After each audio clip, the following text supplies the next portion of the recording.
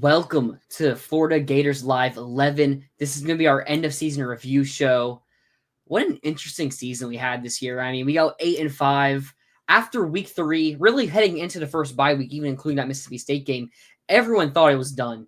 I mean, even those who don't like to speculate or don't like to talk about firings until it's happened, they were already talking about who will the next Gators coach be. But Billy Napier salvages the season, hits 3.5 wins above the expected 4.5 win total. And I mean, it's December 22nd. Recruiting is still going to step up. Transfer portal's looking bright. I mean, I don't really have anything to complain about right now. Yeah, I mean, just got to close things off with Dallas Wilson, and then I'll be feeling a lot better. Yep. But once that's official, yeah, I mean, I think, bit of a slow start again, but it seems like they're finding their guys. Have a couple more positions that need to be addressed, but I think they'll get there. But yeah, I mean, look, like if you had offered me 8-5, 0 context before the season, I'd probably take it. Yep. Didn't really think it was possible that it would happen the way it has this year, like losing those games early and getting back on track in November. Like I didn't see that coming. But hey, 8-5 is 8-5. Yeah, you just have to hope that the progression we made in the middle and end of the season continues to the beginning of next season. And it's not just a repeat of struggle early on and then redeem yourself at the end of the season. But we did just play a game on Friday, the Florida Tulane Gasparilla Bowl. Gators did dominate. We're going to go into our top 5, bottom 5. Ooh, is that a new graphic there? It's longer, right? Looking good. Yeah, I think that does look a little different. Yeah. Just a little.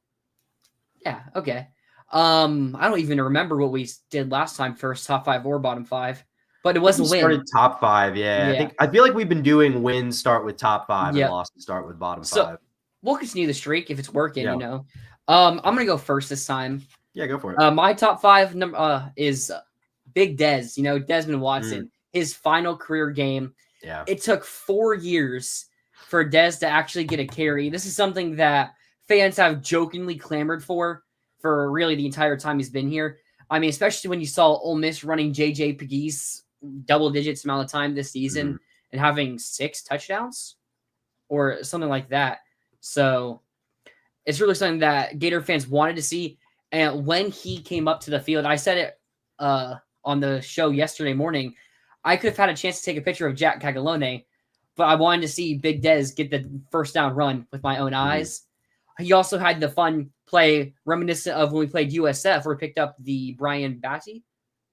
I think a Brian Battle or something like that. The running back who's like 5'6" for USF, where he just lifts them up with ease. And, it's all over social media and everything. So I'm going to give Big Des the number 5 in my top 5. Yeah, I really like that pick. Big Des, one of my friends put it really well. Like, Big Des is like one of the most memorable rotational players of all time. Yep. Like for a guy that never made like a massive impact on the field, definitely a guy that we'll remember for a long time. Took up a massive portion on the field. He did. Yes, he did. Quite a bit of surface area, and I mean he's a fun player. He had some nice moments. I mean the stiff arm against, like when he stiff armed Spencer Rattler in the face. That one is gonna live with me for a while. Oh yeah, a couple years ago. That was ago. a fun moment. Yeah. No, that's a good pick. I like that pick. In my number 5, I also have a player. I've got Tony Livingston. Oh, okay.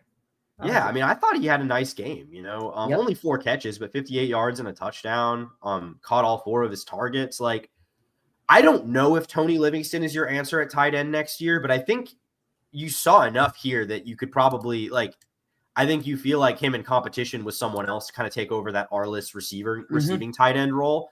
I mean, you at least got to feel like he's in that mix there. He showed some nice flashes down the stretch this season. Gators not really tied to a lot of tight ends in the transfer portal right now, so I'm kind of keeping my eye on him because I think he could be a guy that sees a much bigger role next year. Was he the most productive? Was that the most productive game from a tight end this season? I'd have to double check, but I'd be hard pressed to believe Arliss had a better game than that. I'm almost positive Hayden Hansen never had a more productive game than that in the receiving game. I mean, we're going to get into the end of season review, obviously, but Hayden Hansen had 207 total yards, Arliss 128, and Livingston 109, which half of that was this one game for Livingston. So pretty good chance that was the most productive game from a tight end this year. Yeah. Going to number 4, I'm kind of sticking with like the big Dez and like how he ran out there. Billy Napier having fun with the team. You saw the fire from him. Really, the start of the UCF game, it was always Billy looking cool, calm, collected for his 2 years and 4 games before that. But then we really saw him start after that UCF game, in that UCF game, get emotional, fired up, and everything. We saw it here against Lane. Brings Desmond Watson out, and he's cheering as much as everyone else in the stadium is about him getting that first down. And then you have Anthony Rubio, get the rushing touchdown, the walk-on, and he allowing everybody to go team up. He's not really getting mad about the excessive celebration because that game's already over. So I feel like the fire and fun we've seen from Billy Napier in this game specifically, but also the last 8 games of the season, it was really nice to see from him. Yeah, I think that's a good point. I mean, Billy's sideline demeanor is like always pretty stoic. You don't usually see that fire from him, kind of like you said. I think Billy probably feels very vindicated right now in the way that the things he's done are working. Now we'll see if he actually is vindicated next year, and we'll see if this team is able to take that next step and compete for a playoff spot. I think that's what everyone kind of expects them to do now. But I mean, he feels pretty vindicated. He entered this year as the most fired man in America. I mean, if you looked at any preseason hot seat list, he was probably the face, as a featured image of the article. So like, I mean, I'm sure he feels a degree of satisfaction from the way that this last month of the season has gone down. I like that. What I just realized, I skipped bottom 5.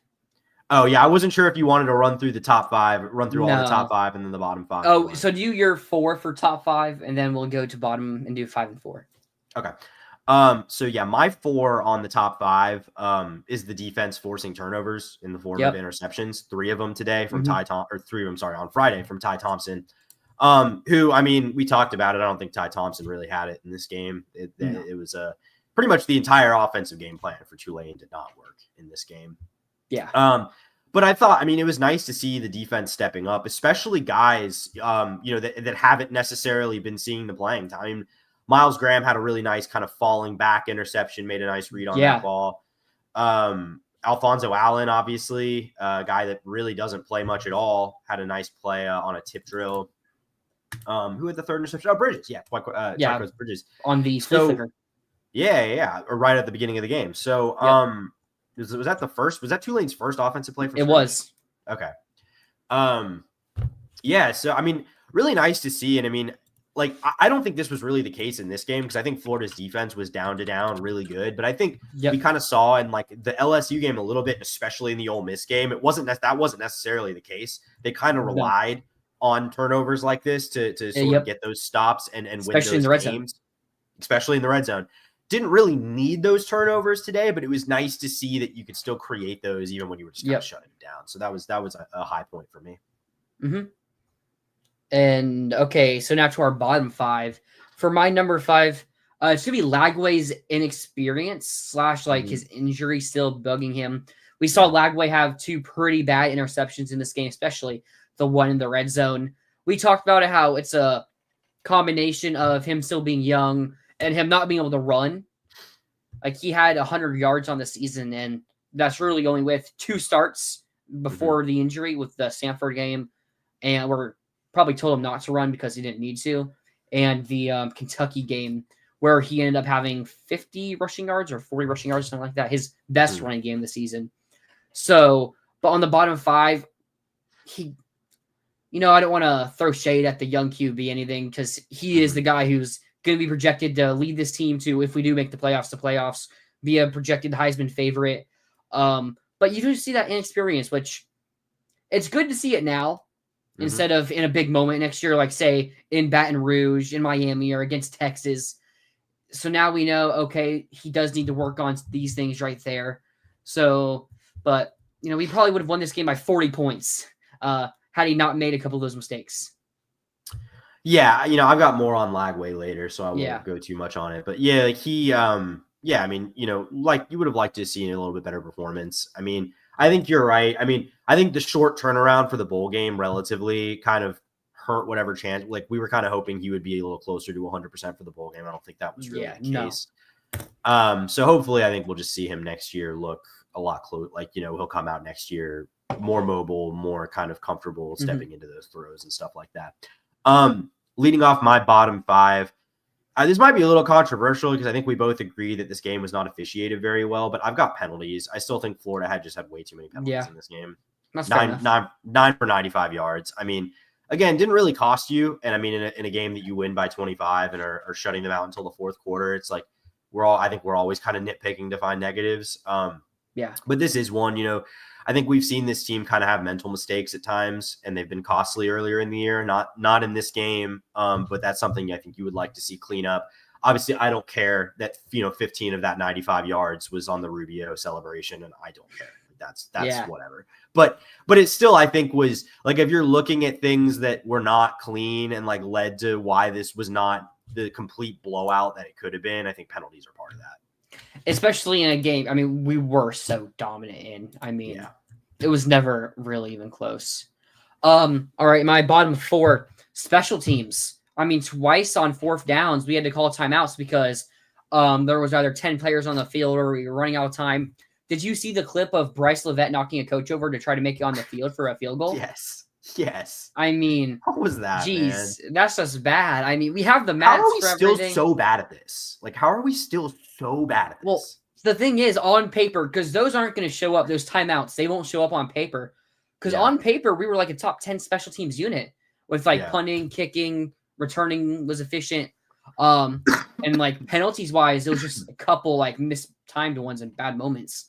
So it's like on paper, they'll see it and be fine, which we know Billy likes to look at things from analytical perspective and numbers and everything. So he's not going to realize, he might not realize the big problem or the problem there is there.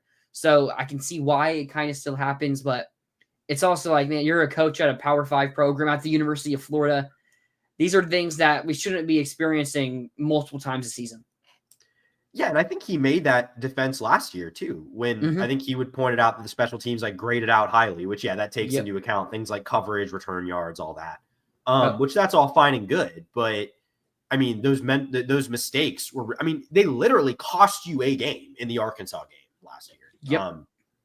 Those special teams, just mishaps, I guess is the way to put it. Frustrating that it continues. It wasn't as bad this year. I'll give them credit. Like they didn't have as many of those moments. Still had some, still had the fire drill field goal at the end of the half in the Tennessee game that proved to be pretty costly. But I'm sorry. Yeah, it's frustrating that this continues to be a problem. Absolutely. Next up in my bottom 5, I've got something that really we've just been not good at this all year, and it wasn't good in this game again either. It's third down offense. We really struggle. Third down offense. Okay. 6 of 16 in this game. It's just, I think it just speaks to the issues down to down that we still have on offense. I think even with Lagway adding those explosive plays, improved the offense quite a bit, made it a lot more productive, but we're still just seeing Florida struggle in these situations. Florida struggle to convert third down, struggle to convert in the red zone. It is disappointing to see that in year 3, especially with a guy as talented as Lagway under center. And I hope to see that improve next year. Yeah, when I'm watching another team and they're on like a 3rd and 1 or 3rd and 2, I'm like really fearful, like, okay, they're probably going to get it. But when I watch my team go out there on 3rd and short, I'm like, oh man, I don't know if we're going to get this. Yeah. Like, it's so weird because our run game is pretty efficient. But even if we run on 3rd and short, we don't get it. Or if it's Lagway out there and Lagway maybe misses the check down, that's a guarantee to get the first down. And then he gets sacked or, just isn't able to get the first down. It's something that we definitely need to clean up. I feel like with Mertz, it was better. Like, especially when you look at that Tennessee game between the 20s. Yeah. We had pretty good offense and UCF and like there was like efficient, lack of explosive offense, So it's kind of a thing that with the young quarterback, you do hope to get better at over time. And I do think with like the receivers we're going to be getting, the offensive line getting even better, hopefully next year. Yeah. That's something that we probably will see improve, but I mean, you never know. Going back to our top 5, number 3, you mentioned him a little bit ago, Miles Graham. I have this Miles Graham individually. I mean, our linebacker room is so talented. Aiden Childs. It's Aaron Childs. Aaron Childs, Aaron Childs, yep. Aaron Childs. Miles Graham, the 2 freshmen. Then Shamar James has a decision to make on whether he's going to come back, go to the NFL, enter the transfer portal. We don't know exactly what it's going to be. If we lose him, the room is so talented that probably won't take a step back. If we keep him, though, that's a really good leader you have for this team and a 3-year starter at that point. A player we'd love to keep. But it's going to be so hard to keep these young guys off the field. And Pub Howard's been out for the past 3-4 games now, and he might be the best linebacker on the team. And then Jaden Robinson, really good at blitzing, good in coverage, decent run tackler as well. And then you add on Ty Jackson, who Napier said had the best junior film he's ever seen from a recruit. And then you have Miles Graham, who every game is just making something happen to where it's like, okay, yeah, this guy's going to be a really good linebacker. So, and he had that awesome interception. He goes up for it, kind of like a receiver right there.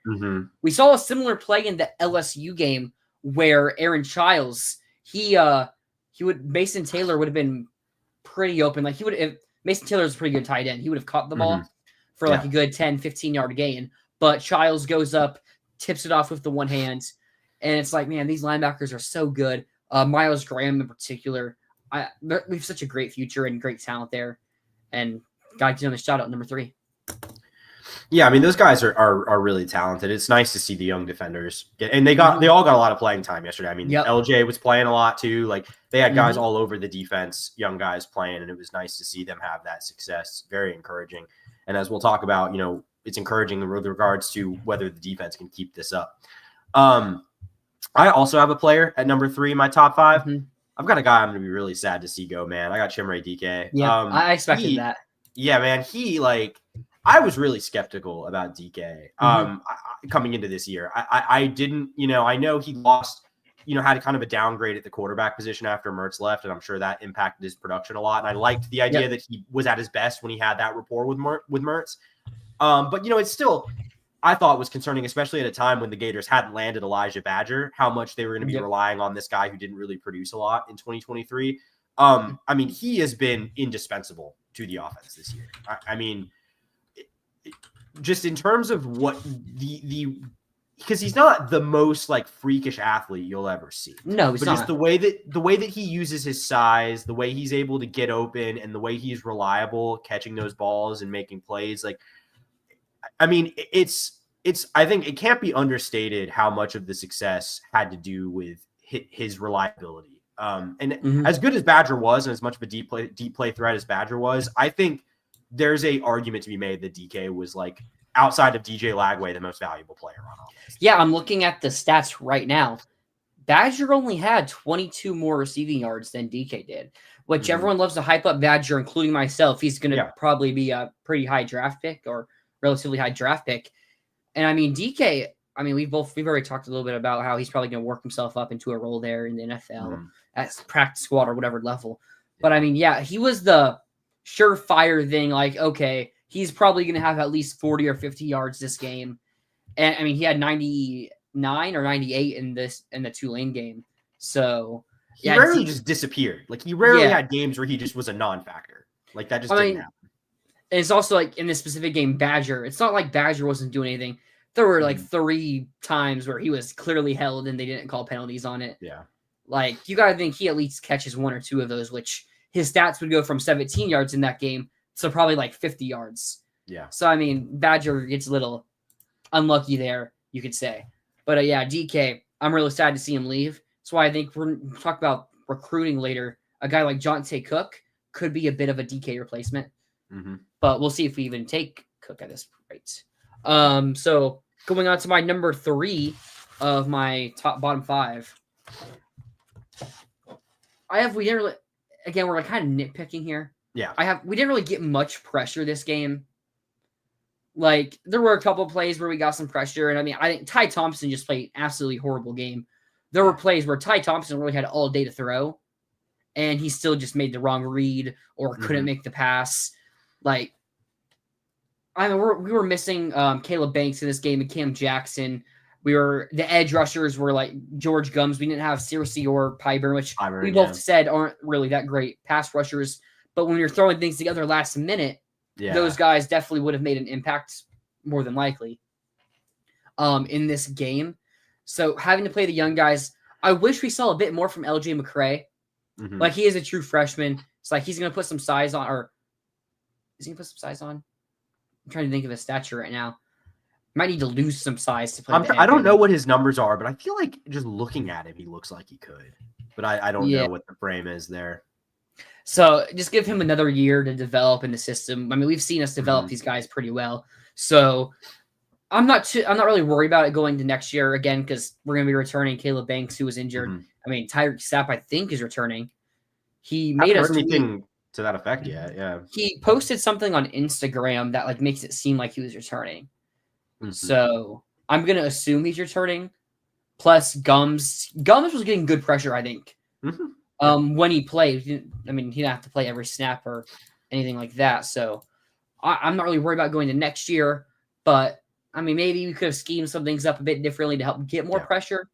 But again, I mean, you can't really complain anything about the defense.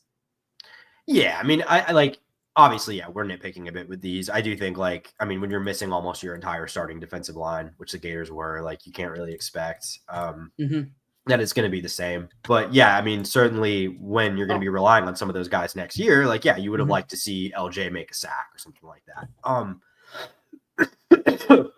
Totally agree there. Next up in my bottom five, I've got another thing that probably shouldn't have been surprising that it struggled, but it was the right side of the offensive line. You know, without its two starter, only Gums getting pressure. Tyreek Sapp got some pressure too, so it's like I thought Sapp got a sack on like the second drive, but I think he threw it away like last second, or maybe it was at the line of scrimmage. But again, he wasn't credited for it, but also missing Cam Jackson, so like the nose tackle Desmond Watson obviously isn't really going to get pressure. And it's like two freshmen behind Des Watson. Yeah. But no, going back to the next of my bottom five. Yeah, it was the right side of the offensive line. Just, you know, again, like, you're down two starters. You don't expect, you know, very few teams have the depth to handle that. Although, you know, Ohio State did last night, but that's a different question.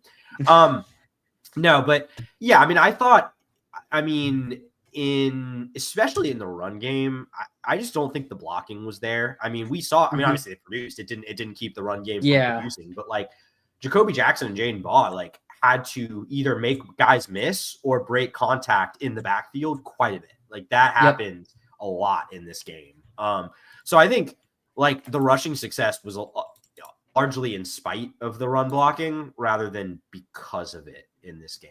And again, you know, Damian George will be the starter next year, we presume. And hopefully, you know, the starter at right tackle is not currently on the team right now, I think is what. Or it's like that someone one of the takes young guys. Like, Fletcher Westfall. Had some nice moments. He has some nice moments in his little playing time. Yeah. So, but you know, I don't know if you want to rely on a guy like that, but point being, I think either the starter is going to be someone who's not on the team or someone who has taken a tremendous step between now and next season. Yeah. Absolutely.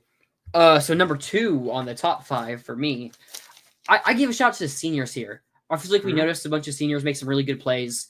When you look at the team on offense, you had Chimere DK, who you already mentioned. He had a really good game here. What are seniors really on offense? I think it's mostly defense I'm thinking of, huh? Yeah, I mean, Crenshaw didn't play. So, yeah. No, he didn't. So, yeah. I mean, it's just DK on the offense. But then on defense, you had Trequez Bridges. He had a really, really nice game. Then you have, like, redshirt guys like Tyreek Sapp. He had a pretty good game. So, he's a redshirt junior, I believe. But really, it's just DK and Bridges. I mean, those two guys, like, I wanted to speak on Bridges especially, moving from safety to corner. And really, man, I really wish we had Bridges for another year. Because I think he could help his draft stock so much, and he'd help this team a lot if he was able to return for next season. But fortunately, he's not. And then DK, we already talked about being that surefire guy who's going to get you some yards. He had 99, which may have been his best game of the season. Yeah, that's what I'm saying. Yep, because he had 95 against Texas, so he had 96 against Tulane. So that was DK's best game of the season. And I mean, yeah, he went up and got some nice catches, some good yards after catch, helping that young QB who was struggling this game. Maybe an underrated player for who should have been the MVP of the game. But I mean, because they gave it to Lagway, which I'm not going to complain about Lagway getting the award. But still, DK, Bridges, really good games, and I'm excited to see what they do at the next level if they can make it there. Yeah, totally. I mean, and then Des Watson. Yeah, I was literally about to say. I was like, yeah, and we talked about it already, but Big Des too in that group had a nice senior showing in this game. Yeah, I like that pick. For me, mine here is a little bit of a cop out because I was originally going to go Jacoby Jackson and Baugh, but then I remembered what KD Daniels did, and I'm like, man, I'm just going to go with all the running backs because they were all like, especially in spite of what I just talked about, that they were kind of not getting the holes in this game. They all did a really good job fighting through contact, making plays. I mean, we talked about it yesterday. KD Daniels, that fumble, like the unintentional fumble, the unintentional fumble, Ruski. Like, what a heads up play from a true freshman. I mean, like, even I like watched it back, and I don't completely get, like, it's hard to like even understand like where he, you know what I mean? Like, he goes in so fast to get that ball. Like, he's like, the ball's on the ground and he's up and running with it 10 yards down the field, like before you even like know what's going on. So you have the Tulane defensive lineman who's celebrating the backfield on Lagway. And then you just have Daniels sit at the 10-yard line about to score. Yeah. No, I mean, Baugh led the team in rushing with 70. Daniels and Jackson each had 57. All were averaging right around 5 yards a carry or better, including Rubio, by the way, who had 6 carries for 32 yards and a touchdown. So, a lot of usage in that group. I just thought they all played really nicely, and I expected that would be the game plan, running down their throat, because they've shown that they struggle against stopping the run. And while it probably took a little bit more like effort and grit than I expected it would against this team, they got the job done. Yeah, it really makes me excited to see what they are going to do next season as well. Maybe KD Daniels gets a little bit more playing time, but we also return Trayon Webb. We'll see if someone leaves during the spring portal or still in this portal, because it's going to be a really stacked room. And, I mean, Webb does bring that kind of leadership to the team, I think, being the legacy and everything, and really liking the University of Florida. So I would hate to see him leave, but I don't think it would be a big deal. He also maybe a bit harder nose of a back who can wear down defenses a bit. So, yeah, I mean, the running backs I think are really great. And that kind of goes on to my bottom two. I got the offensive line depth in particular. I mean, we saw it. Cameron Waits. It's time for Cameron Waits to kind of just transfer. I mean, go play at a lower level. Go play at FIU, FAU. Maybe you'll do good there. He's just not really cutting it here at UF. And, I mean, this was against Tulane even. So it's like, and he's about to get passed up. He's about to get passed up by guys. He already is passed up. I mean, true, but because Bryce Levette was because Bryce Levette was the backup right guard for Damian George. We saw it against FSU. But then instead of moving Waits to right tackle, they decided to move Levette to right tackle, which also did not really work well early on. Levette, were you surprised by that? Because that's not what I expected them to do. No, I was expecting them to start either Waits or Kaden Jones. Yeah. So that did surprise me a little bit. But I think they did get better, but like early on, it was not good. Lagway did not have much time to throw. Maybe a little bit was Lagway also in the pocket, not being too comfortable. Like maybe early, like the first couple plays made him not really trust him as much as he should have, which caused him to panic a bit. Yeah. But yeah, that offensive line depth, especially at tackle, because I'm expecting us to get another tackle in the transfer portal. Even if it's not some surefire starter, it's going to be at least a depth guy, kind of like how Devin Manuel was for the beginning of the season, how he was supposed to be. And I mean, I don't know if they expected Crenshaw Dixon to be as good as he was. He didn't start week 1, right? No, he didn't. Wade started week 1, had a 0 passing grade or pass blocking grade, which was just amazing considering how this North Miami defense finished the season. But yeah, I hope we do fix this depth, because right now interior looks good, but the tackles, you do have the young guys who we've talked about. Maybe they do step up, but definitely need a guy in the portal.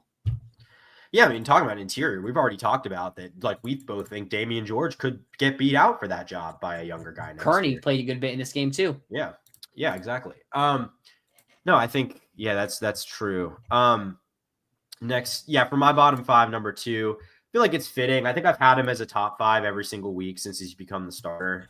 This is the first time I'm putting him in the bottom 5. It's DJ Lagway, which I made it. Number 2. I mean, or sorry, let me hedge it a little bit because it's really more DJ Lagway's like shakiness. Like it's not him as a whole. It was the negative moments because it really was the first time we'd seen, like, he had a bad interception in the Tennessee game. He usually is good for like a couple of questionable things a game. I thought this was far and away the shakiest we had seen him look, at least in the first half. Kind of settled down a little bit. And I'm sure the injury had a lot to do with it, but I thought accuracy a little off. Didn't necessarily have the right ball placement, and the interceptions were not great decisions.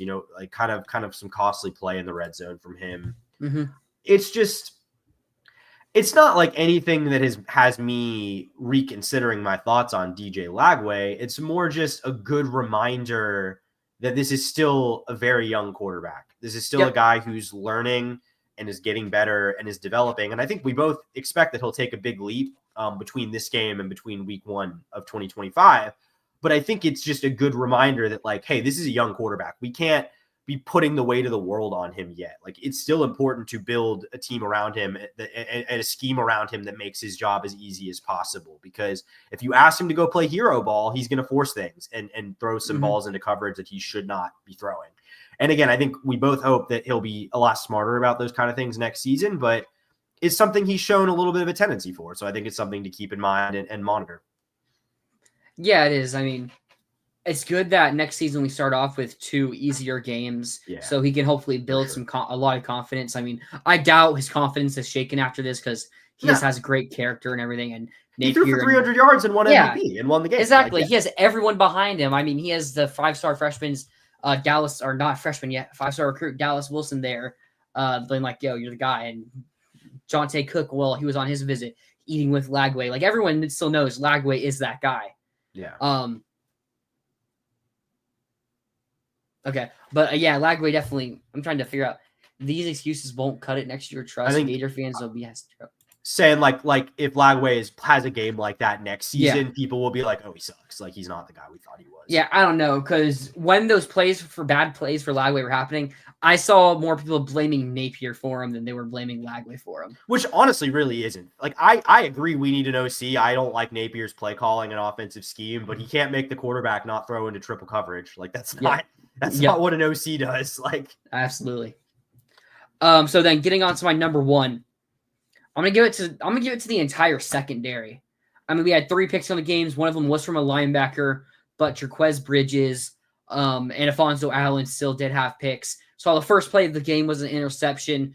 Really, they couldn't pass the ball at all until that final drive where we had the true freshman Teddy Foster in, DJ Douglas, who wasn't really good at all as a transfer from Oregon this year. So we had those guys in on the field. I mean, they still had some good receivers. Mario Williams, who I think he got a prediction to go like Texas A&M because he's in the transfer portal too. So it's like they still had good wide receivers. So, and if you give a quarterback enough time, which they did give him enough time to make those throws and some decent receivers, they're going to get open every now and then. But they just didn't. 125 total yards with like 50 of that coming on the last drive, it felt, or like 30 or 40 of it coming on the last drive. So it's like, I mean, the entire DB room, we talked about it yesterday. Jordan Castell was the highest graded player on the team and the defense, I guess. But, I mean, it does make me wonder, were we a bit too harsh on Castell? Do we give him the chance next year to maybe have a standout season and kind of redeem some of the mistakes he made this season? Maybe. We also he's right now poised to start next year. I mean, Florida hasn't landed anyone that looks like they're going to take his job yet. So unless one of these true freshmen do, but I don't think you can expect that'll happen. Yeah, you probably can't. So I'm just going to give the DB room some credit. Will Harris, we talked about him a bunch, being a really good coach. We already had Austin Armstrong leave for Houston. Ron Roberts, I'm hearing it might be time for him to retire. So I wouldn't be surprised if they promote Will Harris to co-DC at this point. I mean, they're probably going to bring someone else in, but like that's almost a guarantee they are. But I'm excited for Will Harris to continue developing these young DBs. Yeah, totally.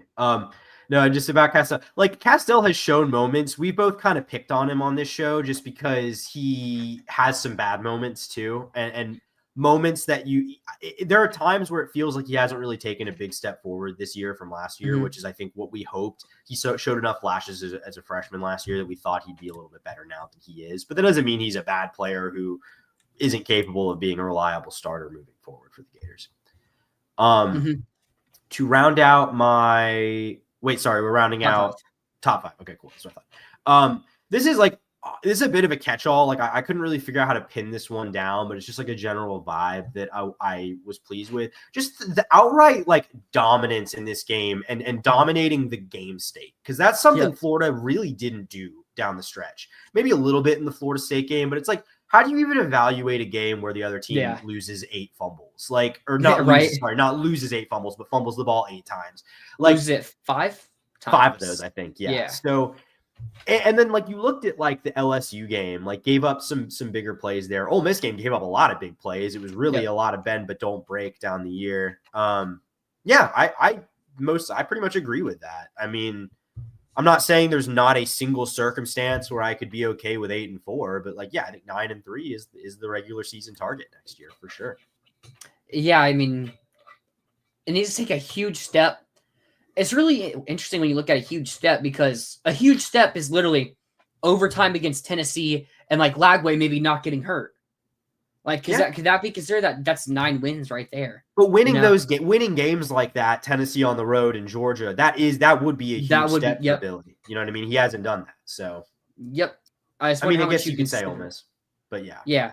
I wonder how much you consider that a huge step, though. That's what I was trying to say. Yeah, I mean, I think I see your point. I just will say, like, the margins are thin and like it's hard to go from a 10-win team to an 11-win team. It's hard to go from an 11-win team to a 12-win team. Like, those small, minute improvements are difficult to do. But no, just finishing my thought on the overall dominance. Like, I mean, we haven't really seen Florida just control a game from start to finish, really, the way they, at least against a team with a pulse, which this is, even with all the guys they were missing. They couldn't do anything offensively in this game. It was, I mean, they only didn't get shut out because of like a pretty questionable PI call down at the end of the game when they were driving to take the lead, which whatever, I'm not complaining about that. I'm just saying. But I mean, like, it's just like the small things here, like won the time of possession by 17 points, like even in games that Florida or 17 minutes, sorry. Even in games that Florida was winning down the stretch this year, they weren't. We got dominated. Yeah. I mean, ran LSU. 22. Yeah. LSU and Ole Miss, right? Don't think Ole Miss was as bad. Okay. I think they still lost. I think they still lost the TOP though. I think it was only by like 2 or 3 minutes. Okay. So. But, and then total plays, I mean, Florida ran 22 more plays than they did in this game, 14 more first downs. Like, this was, I mean, it should have been worse than it was. Like, this was a thorough beatdown in all ways, except really the scoreboard until the fourth quarter. Yeah, it absolutely was. I mean, the team was just dominant, and this is something I hope we can carry over to next season. Start off next year 2-0 with like a plus 100 ratio. It would be really nice to see, and have some momentum going into that 3-game stretch. Really, it's probably gonna be 4 straight top 25 teams. Next season. So, yeah, I'm really excited to see how the momentum carries. But then ending off with our bottom 5, the offensive rhythm. So it's like a bit of play calling. It's also just a bit of Lagway being young. And I don't know. It's just like it's either there or it's not. It's so weird to point out because you talked about third downs. Like I talked about it earlier. It's like we get to those third and shorts, and normally it's like when I'm watching other teams, I'm like, okay, yeah, they're probably going to get it. Then when I watch us, it's just, I don't think we're going to get those. Like, it's something we need to be more consistent about, whether it's the play calling, whether it's just the offense being consistent from a down-to-down basis. It's something we really need to improve on. Yeah. No, totally agree. And I'll just get into mine because mine kind of dovetails with that, my final bottom 5. It's just the inability to finish drives, at least until the fourth quarter, pretty much. I mean, this was a 6-0 game at halftime, guys. Like, there's just no reason that should have been the case. Florida was absolutely controlling this game from the opening. I mean, literally from the opening snap. I mean, on Tulane's first Tulane's first play from scrimmage on offense, like we talked about, was a disastrous flea flicker attempt that gave the ball back to the Gators. So, it is frustrating to see just this team in the red zone continue to settle for three, continue to just not find the end zone. And they did, the dam kind of broke in the second half a little bit, and they were able to do that. But, against most teams in a game like this, if you're only up 6-0 at halftime, you're putting yourself in a really dangerous position because you're letting them, despite dominating them, they're a touchdown away from taking the lead. That never really felt like Tulane was in danger. Exactly. And I never really felt like Tulane was like close to doing that in this game. I was never like, oh, here they go. They're going to go score and take the lead. Like, I never really felt like that. But it is concerning when this is kind of a recurring trend. Well, the red zone offense, like, statistically has been like pretty good, like, especially with Lagway on the field. So I guess that is true. I guess I'm partially being colored by like earlier in the year with Mertz when we struggled a lot more to do that. But yeah, I mean, I guess that's a good point. It was just frustrating to me in this game because I feel like this could have been like this could have been completely 50-0 game, Yeah, exactly. So it's like, I get what you mean there. So it's like, we need to improve something. It's just there's one thing missing. Maybe it's just that elite receiver. Because like Badger and DK are really good. Like maybe they're not elite. Maybe an elite receiver fixes that. Or just Lagway getting that another year of experience. Yeah. I mean, and also just be straight up, he was part of the reason this was an issue. He threw a pick in the red zone, like a really bad pick in the end zone. Like that's the difference between it being 13-0 at halftime, which is a big difference than 6-0. Yeah. But so that's gonna end our top 5, bottom 5 there. Last one for maybe the spring game. Which who knows how much you can really take from a spring game, But tough. If you're a bottom 5 from a spring game, that's tough because spring games are kind of designed to make everyone look good. Yeah, that is true. What do you think of the playoffs yesterday? I mean, obviously that was like 12 hours I'm never going to get back. I mean, obviously those games were all garbage. I don't like, I'm not joining in on the like, oh, see, this is why you don't put those teams in. I think that's kind of silly and short-sighted. But I mean, there's no denying those games were all pretty bad yesterday. Yeah. Besides the Clemson, Texas one. Which even, I mean, that was like, there was a moment, and then Texas ran for a 77-yard touchdown. Well, yeah, if Texas doesn't run for that 77-yard touchdown, I mean, and Clemson almost brought it back again to a 7-point game. Yeah. But, yeah, it was still like, I mean, it was fun watching TJ Moore for Clemson play. Yeah. Hopefully he comes here, because there was the reports of the one team in the playoffs having to keep players out of the portal, having to pay them extra, and like they still There's no way that was Clemson though. I think Dabo would rather just not field a team for the playoffs than pay guys to not enter the transfer portal. I don't know. That'd be pretty wild. I mean, go Gators, Willie. But I don't know, not field a team for the playoff. That would definitely be a very interesting. I mean, paying a guy to not enter the transfer portal seems so antithetical to everything Dabo stands for that, like, if someone asked him to do that, I think he would just resign on the spot. Like, that's honestly where I kind of stand on that. Need a big-time safety or that cornerback from Arizona. Yeah, Takario Davis. I think he's getting bigger. I'm not trying to say we're not big attention. He's getting, like, more attention from elsewhere than us. And I'm not sure how much we're really looking at corners. I think they like the corner room we have. So maybe we still go after someone. I mean, again, portal is even close for 6 days, and players can still enter after that. So maybe there's someone they like. So we will see. But because it's also, how often does Alabama lose 3 games? Like, Bama normally wouldn't lose that 3rd game to Oklahoma, or a team like Ole Miss, they wouldn't lose that game to Kentucky or Florida. So I think it just played out like that, because that would probably kick out SMU and Indiana. Yeah. So it's like, and then you're looking at what, Texas at Ole Miss, or I mean Ole Miss at Texas, and then like Alabama at Penn State. Well, it's like, if we're saying an 11-1 team in the Big Ten doesn't deserve to be in the college football playoff, why is the SEC champion not just the national champion? Like, if that's where we're at. Well, I don't know if that's not really what I'm trying to mean there. No, I'm not. I know you're not, but I'm saying I've seen people say that. Like, I've seen people say that like Indiana didn't deserve to be in an 11-1. it's just it's schedules. Like, I mean, you look at Indiana's schedule, like 2 wins over bowl eligible teams. Like Michigan was expected to be way better this year. So it's like if both teams that played for a national title last year, like they just both sucked. They didn't. I mean, like it's one. You know what I mean? They played Washington too. Oh yeah, they did.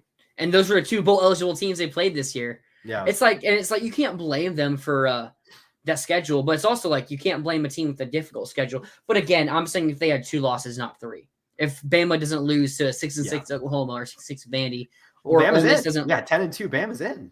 Yeah, or if Ole Miss didn't lose to a 4-8 Kentucky team, like Kentucky's only SEC win was Ole Miss. Yeah. Lane Kiffin needs to stay off Twitter. I think I still like Lane Kiffin, but the more that like he tweets this year, the more I'm kind of feeling like Florida might have dodged a bullet there. And then you noticed during the Tennessee game, he was quiet on Twitter. Yeah. Well, that was the funniest thing was after a day of discourse saying that it should have just been 5 SEC teams in the field, right. Tennessee just gets embarrassed. The worst game of the day is Tennessee going to Ohio State. Tennessee fans did have a really good outing in the stadium. I mean, in the stands. Before the ball was kicked. Yeah, it was awesome. Yeah, like they had a lot of fans there. Like I'll give them credit; they took it over probably more than anyone could have expected. So, the video of all the players warming up shirtless before the game aged beautifully. It's so funny. It did. It really did. It was hilarious. But oh man, Tennessee losing is so fun. You know, Rocky Top kind of hits when Tennessee's getting blown out. So a very interesting point. We'll talk about the defensive improvement. We saw it really tick up this year when we go over our end of season review. I have a lot of cool facts about the defense, but I think the thing everyone's wondering going into next season, will the defense still be as good as it is now? I mean, we just saw us hold Tulane to 8 points with 8 garbage time points. So it's like we basically shut them out. I mean, but we are going to be losing some key pieces on that defense. We already talked about Jaquez Bridges. We're going to be losing Jason Marshall. We're going to be losing Cam Jackson. The edge defenders, we have to replace them. Maybe Shamar James leaves. Who knows there? So do we think that the defense will continue this improvement we're seeing right now? I'd say like cautiously, yeah, I think so. I mean, I think the development's been pretty good. I think there's a couple positions of need. You know, I mean, obviously, defensive tackle remains in need. Missed out on Silver, but I think that, and which if you're paying attention, Keyshawn Silver, Kentucky transfer, former 5-star. Florida was in the mix for, ended up committing to USC, which was a bummer because I think that is a big area of need, replacing Cam Jackson. They like DeAndre Robinson. He's played some nice minutes some nice snaps down the stretch this season. Like, I think there's a couple areas you need to shore up, but like, it's hard to find an area on the field where I just think is a massive need, like a massive hole. I think there's questions. I think there's questions at edge rusher. I think linebacker, you got to feel pretty good about. Yeah, there's like no question there. I think secondary, you feel all right with the guys who are projected starters right now. I think depth, and if those guys get hurt, is a real issue there. But there's not like a glaring area where I'm like, I think this is a like really weak link on the chain for the Gators. I think this is like a really weak link on the chain for the Gators defense next year. Yeah, I mean, you got Caleb Banks, really, his breakout to end this season, going from really nationally a relatively unknown player to now being a guy that every draft scout was talking about, like, oh my God, this guy's shooting up boards. Could he reach that first round status? Probably wouldn't have gone first round, maybe second round, but like he's returning. And if he continues that dominance, then we're talking about maybe one of the best defensive linemen in the SEC and maybe being that first round pick. You also have Tyreek Sapp, who also 7 sacks on the season. He's probably the best edge or the best pass rusher all when you encapsulate the whole season. I mean, he'd have the most sacks. So there is that. Really pressure wise, I think not really going to take a step back. I think the biggest worry is the run defense. We have to get a nose tackle to replace Cam Jackson and Desmond Watson. So there's going to be someone in the portal, I assume they go after still. I mean, Keyshawn Silver wasn't just the one guy that's it. No. There'll be someone else, I assume. And then maybe Jamari Lyons is healthier than what we've heard. Maybe when the young guys are Mekhi Barrow and Deontay Robinson, probably more of a pass rushing nose tackle than you would consider Barrow or Lyons or even Stephon Shivers that we're getting. Excuse me. So I'm not too worried there, but come back in a month, and if it's like the position looks the same, then maybe I'll be a bit worried. The edge rushers, I think George Gums rushing the passer more is going to be really good because I think he is that better pass rusher. We're going to get into the portal and recruiting later, but Kofi Asare from UMass, he has a really high upside rushing the passer, so I do think that there is some potential there. But really, the biggest questions are in that DB room. I mean, we're going to be losing Jason Marshall and Jaquez Bridges, which they didn't play at corner together, but if they did, that would have been a really good corner duo. But so we're going to be replacing, Dijon Johnson looked really good to end the season. He looked decent most of the season already. So to continue to end it with a really good, strong finish is going to be interesting. But really the big question, can Devin Moore stay healthy? Yeah. I mean, I don't know. It's like if he gets a full season, Dijon and Moore, it could be really good. I mean, but if not, then we're probably going to be hoping that we got a transfer. Because when you look behind him, I mean, who's behind him? Jameer Grimesley, who's a true freshman. Cormani, who, I mean, maybe he still develops. He's still a young and highly talented kid. So I hope he probably still develops a good bit. Yeah, we'll see. Yeah. Benton Hanks, but how much are you counting on that true freshman corner? I mean, I feel like you see it more often with corner. Of anyone on the defense, corners, I feel like you see more of true freshmen. Well, like the kind of conventional wisdom is that the further you line up away from the ball, the easier it is to see the field early. That's kind of the I'd say safety is like pretty difficult. But like I think it's easier than like defensive line though. Usually, like defensive or offensive line is kind of point. Because you're just not built that way. But like, what was I say? I think looking at Devin Moore, like I think Devin Moore's health is the main determining factor in how good the secondary is. Because like if Devin Moore, like you said, if Devin Moore plays a full year, then like I don't really see a massive. I mean, probably not. That's not necessarily exactly what you want to do, but do you feel like safety could be okay if it's Bryce Thornton and Jordan Castell next year? I think it could. I mean, they have a lot. I mean, Castell really needs to take that next step. But like based on what we saw in the last couple of games, I mean, Castell was one of the higher grade players. I mean, we saw last year in his first games, it was really the beginning of the season that was like, oh, okay, that's that guy. And then he fell off a bit. And this year, the beginning of the season was it. Now he's ending it as, oh, he's that guy again. So maybe he puts it together next year, have a good start and strong finish. And Thornton, I'm not exactly sure what to feel. I mean, having interceptions can just be circumstantial, like right place at the right time. 100%. Hasn't really been bad, but I don't know. I mean, I don't think it's as bad as we made it seem a couple weeks ago. Mm-hmm. Like, it was just every week with Castell, it was like, oh, okay, this is the worst player. But it was also because the rest of the defense was playing outstanding.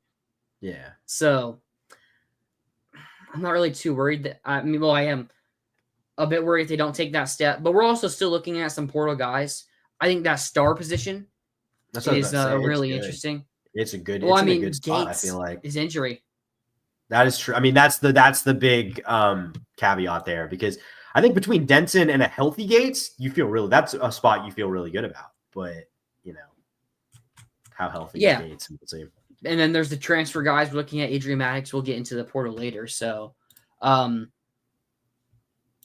officials didn't call it maybe penalties against Tulane. It's like maybe we get better penalty luck next year.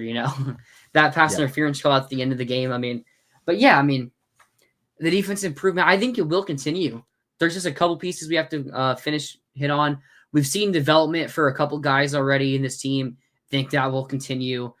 I mean, we also bring in I think Jaden Woods, especially a really good freshman. Maybe he can get some rub early on that. His athleticism and bend is something that kind of shoots out when you look at his film. So I think it will continue. And we're going to get into some numbers later on in the show that, and it's really astounding how much better the defense was this year than it was last year, even with the bad start we had. Yeah.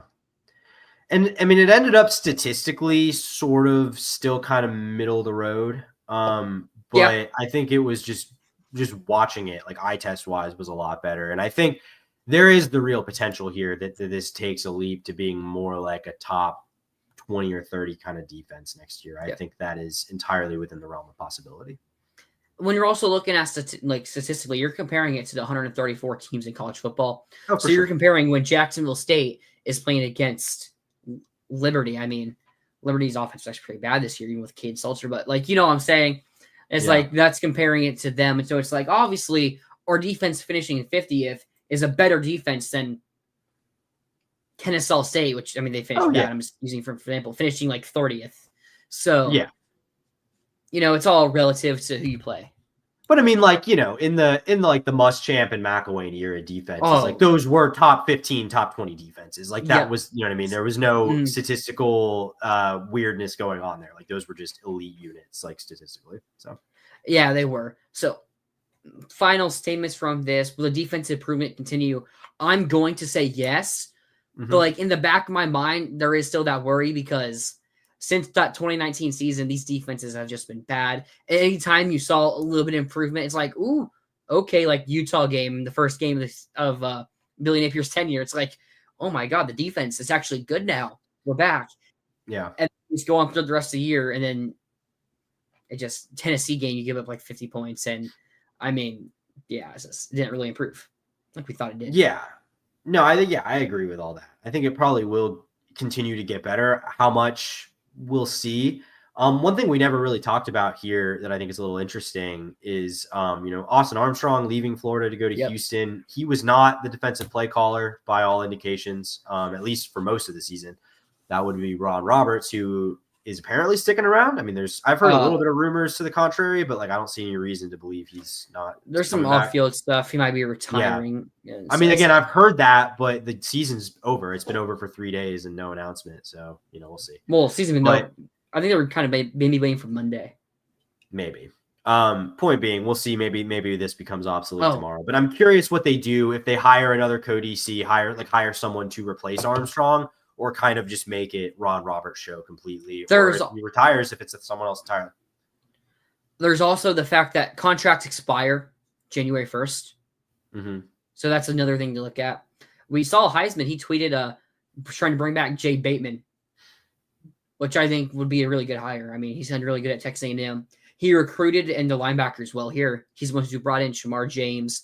He recruited Miles Graham and Aaron Childs. So I don't think that'd be a bad hire at all because he's co-DC at A&M. If you lose both Ron Roberts and you already lost Austin Armstrong, it would make sense to kind of bring him in over as just maybe the one DC. And because like Billy likes that co-status, does it on offense and defense. Yeah. But won't need it if he can just bring back that one guy and maybe pay him a little bit more. I don't know. But I mean, yeah, very funny by the way. Very funny that Billy has two co-OCs that neither of them call plays. That's right. Yeah, so again, I think the defense will improve, but yeah, we'll see next year. Yep. Talk about a little bit of the basketball team. Yeah. I mean, they almost choked the game to North Carolina. They had a 17-point lead. North Carolina comes rolling back. I mean, that's been North Carolina all season.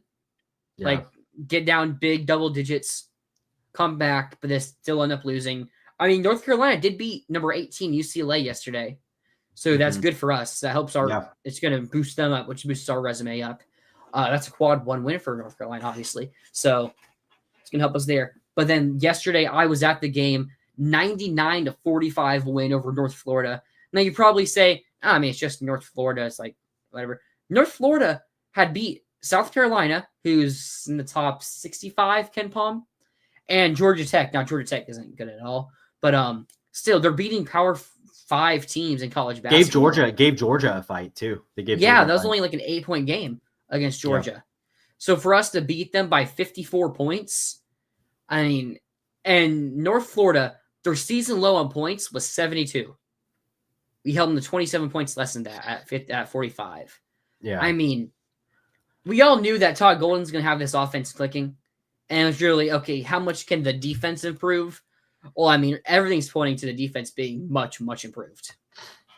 Yeah, they look pretty complete right now. It's hard to find, who knows what's going to happen in the SEC? There's a lot of really good teams, and I'm sure they're going to lose some games. But, just looking at this team right now, I don't think there's many teams in the country where, I would say it's going to be a bad matchup for Florida to play them. I mean, you would have to have, Florida, a tremendous amount of size. You would have to be, a huge team, I feel like, to present a bad matchup for the game. I don't even know what I don't think it's possible. This team looks like. Yeah. If you're a bad matchup for the Gators, you're a bad matchup for everybody. Yeah. Because we're well-rounded. We have good size. We have good speed. We have guard play. We have the bigs. I mean, yeah. Maybe if you have elite speed, like we saw North Carolina, they were quicker with their guards and everything, and that allowed them to get hot, when they were hitting their shots at an elite level. But, still, it took North Carolina hitting some really good shots to come back in that game. And who has small, short guards like that in the SEC? I don't think really anybody. RJ Davis was the ACC Player of the Year last year. Mm-hmm. I guess you have Mark Sears. Mark Sears at Bama, who's probably the biggest one. Bama's a top 10 team for a reason, but they don't really have the elite size. Cliff Amorie probably hasn't been as good as they've expected. So, and Alabama missing Latrell Wright-Spell, I think, with the season-ending injury. It's one of their guards. Excuse me. But, there's not really many teams. And if you saw, Kentucky got dominated by Ohio State last night. Yeah, that was wild. Kentucky dropped 15 spots in the net. Or so much for that game being a top 5 matchup in on the AP poll will probably still be a top 10 matchup. Yeah, it'll be. But it had a decent chance that both were going to be in the top 5 if they hadn't lost. Yeah, we should be in the top 5 come tomorrow because we'll probably jump Kentucky after that loss to Ohio State. And I think we'll jump Bama. Bama didn't lose, but they also didn't really beat anybody great. They played a way too close game against, I think, North Dakota. Oh, I do remember that. Yeah. So we'll probably they won 97-90 against North Dakota or something like that. So that was at North Dakota. That was pretty fun. Yeah. But so I think the Gators will end up jumping into that top 5, and Kentucky probably will be top 10. I feel a lot more confident going into that Kentucky game. I was already pretty confident about that. My biggest worry is it's at Rupp. Yeah. And we know how the refs can be at Rupp. But on paper, what Kentucky struggles with is good guards, what do the Gators have the best maybe in the country of? Guards. Yeah. Will Richard, he's now going back. His sophomore season, he had a 40% three-point percentage, which led the SEC that season. And now he's been on fire these past couple of games. He was, 6 of 8 from 3? I think he was 6 of 8 from 3. So you're saying on yesterday? Yeah, yesterday. Okay. I think it was 6 of 8 from 3, 26 points. He obviously had 24 against North Carolina with really good 3-point shooting as well. He had 3 or 4 threes in that game. So, Will Richard's really turning it up, and it's kind of Walter Clayton's not really struggling either. It was also just a weak opponent, so it's he wasn't really giving it his all, as you would say. So it's we know those guys can turn up. Walter Clayton could drop 30 points against Kentucky, and no one will be surprised. Yeah. But that's the same for every single guard we have. Yeah. So I'm really excited to see this team. Again, on paper, we're going to be decent. We're going to be favorites probably at Kentucky. Yeah. If not, it'll be a push, basically. Yeah. Yeah, I agree. I don't really have any disagreements. I think this team looks really well rounded. A guy that I'm really enjoying watching is Elijah Martin. I think he has added a lot. Just a type of player we didn't really have in the backcourt, and it joins an already loaded backcourt and kind of just brings, a level of physicality, of finishing at the rim that is really nice to see. I mean, I'll be honest, like that North Carolina game was about as bipolar a basketball watching experience. I mean, that first half, I was texting people like, we're going to win the national championship. Yeah. And then I was like cursing Todd Golden's name in the second half because that was one of the worst halves of basketball I've seen the Gators play in a while, to be perfectly honest. And then we went on the thought there was no thought there was no chance Florida was going to win that game. When they let UNC go up like 3 or whatever it was with like 5 minutes left, I was like, oh, this game is over. So credit to them for holding on to win that game, even though it was an incredibly frustrating way to let that lead slip away. I thought they were dead in the water, and they figured out a way to win that game. Yeah, it's gonna definitely help I think this will help the team overall, though. Like now they have the experience of those close games. Yeah, and they still held on. So it's like if they lost that game, we're not down on Florida. And then it's like, they're like, okay, but now they're a little bit tested going to SEC play. Yeah. Well, we know when they're tested, they can win those games. Which at this level of basketball, it happens in those big games a lot, where they're going to be close games where, oh man, Kentucky hits a 3 to cut down the 5 with 5 minutes left, or we hit the 3 to cut down the 5 with 5 minutes left. We know we can win those games, and we might have 2 of the clutchest players in college basketball on this team. With Elijah Martin, if you remember the FAU run, I think he had like he banked a 3 and with like 5 seconds left in one of the games to give them the win against. In like that first or second round game, they were an 8 seed, I think. So Elijah Martin, he's hit some clutch shots. We also saw him hit the clutch shot against North Carolina with like a minute to go to tie it. Yeah. And Walter Clayton, we've seen him hit some really clutch shots, like including the tying 100-100 against Colorado. Mm-hmm. And then he also came in clutch at the end of the North Carolina game as well. Yeah. No, I mean, like these guys, we've got a veteran team. I think it's like you've got basketball, a lot can happen, and the tournament is unpredictable. So I don't want to be talked too big here, but like this team has all the makings of the teams that make deep runs in make deep runs in March. They, veteran, a lot of older players on this team, a lot of experience on this team, versatility. I mean, dominant backcourt and great size up front. Maybe the depth in the front court. I would say maybe that's the biggest weakness, and maybe the fact that you don't have a great guards coming off the bench. But like, which is kind of what I'm saying. I think he's a little bit inconsistent, but he's taking strides. Like I think he's gotten better this year. He just is still maybe not quite as consistent as like I like him to be. But again, I'm grasping at straws here to like find things that could cost this team come March, because on paper, like there really isn't a lot. Like this looks like a team that has everything you need to be extremely successful in the college basketball postseason. Yep. As a little bit of basketball talk, I mean, throughout the SEC play, every week there's going to be at least 1, probably 2 big games you play. That's going to be that quad 1 level game. So we'll keep y'all updated on the basketball team. But now, let's get into some like recruiting. So we're going to be recruiting the transfer portal. Is there a player you want to start off talking here? I mean, I say let's because I think we maybe got a little bit ahead of ourselves in doing this. Let's just kind of talk about what's going on with Dallas Wilson. Mm-hmm. I shouldn't say got ahead of ourselves. I still think he ends up being a Gator. I just, he's not, it wasn't as much like he'll get released and he's instantly committing to the Gators, which is kind of how it was reported a little bit. I will say I've also heard he doesn't have to sign. I've heard he just might enroll with Florida. Like there might not be an announcement, which is like something that's unusual. It's kind of weird. Because he wants to early enroll, and I know he has like 3 classes left to finish or something before he can early enroll. Gotcha. So he might not want to bring the attention; just kind of wants to finish it and then enroll. But we'll see what happens. Yeah. Yeah, I mean that kind of covers. I mean, there's really not a lot to talk about there. We've already gone in pretty in depth on Dallas. Assuming it all works out and he comes, major addition that could have an impact on offense next year for DJ Lagway. I'd say maybe we stick with the receiver and talk about the biggest addition the Gators have made in the transfer portal to this point. Really, the only one that's official outside of the punter. J. Michael Sturdivant coming in from J. Michael or J. Michael?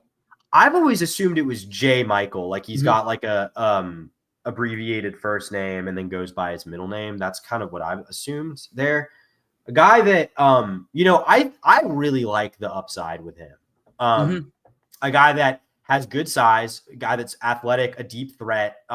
Maybe sort of like, I don't really think they're that similar players, but I think maybe a guy that could fill a similar kind of role to the one Badger played this year.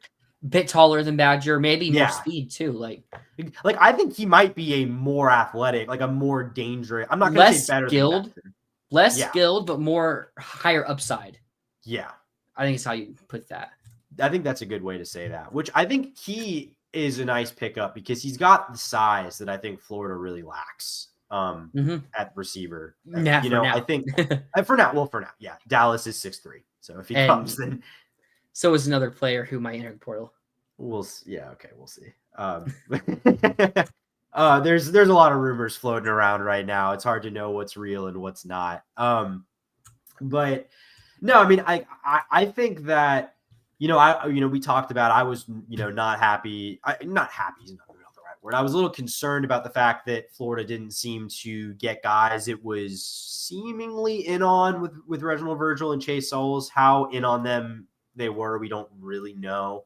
We've got Jonte Cook still potentially coming. He's a former 5-star from Texas. I really like Cook.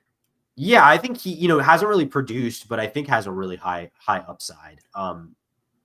He also, I mean, in the little bit he played this year, he had been on pace for like 400 yards, which in that Texas wide receiver room, I mean, that Texas wide receiver room is really stacked. I mean, former 5-stars, and you also have like Bond and Golden.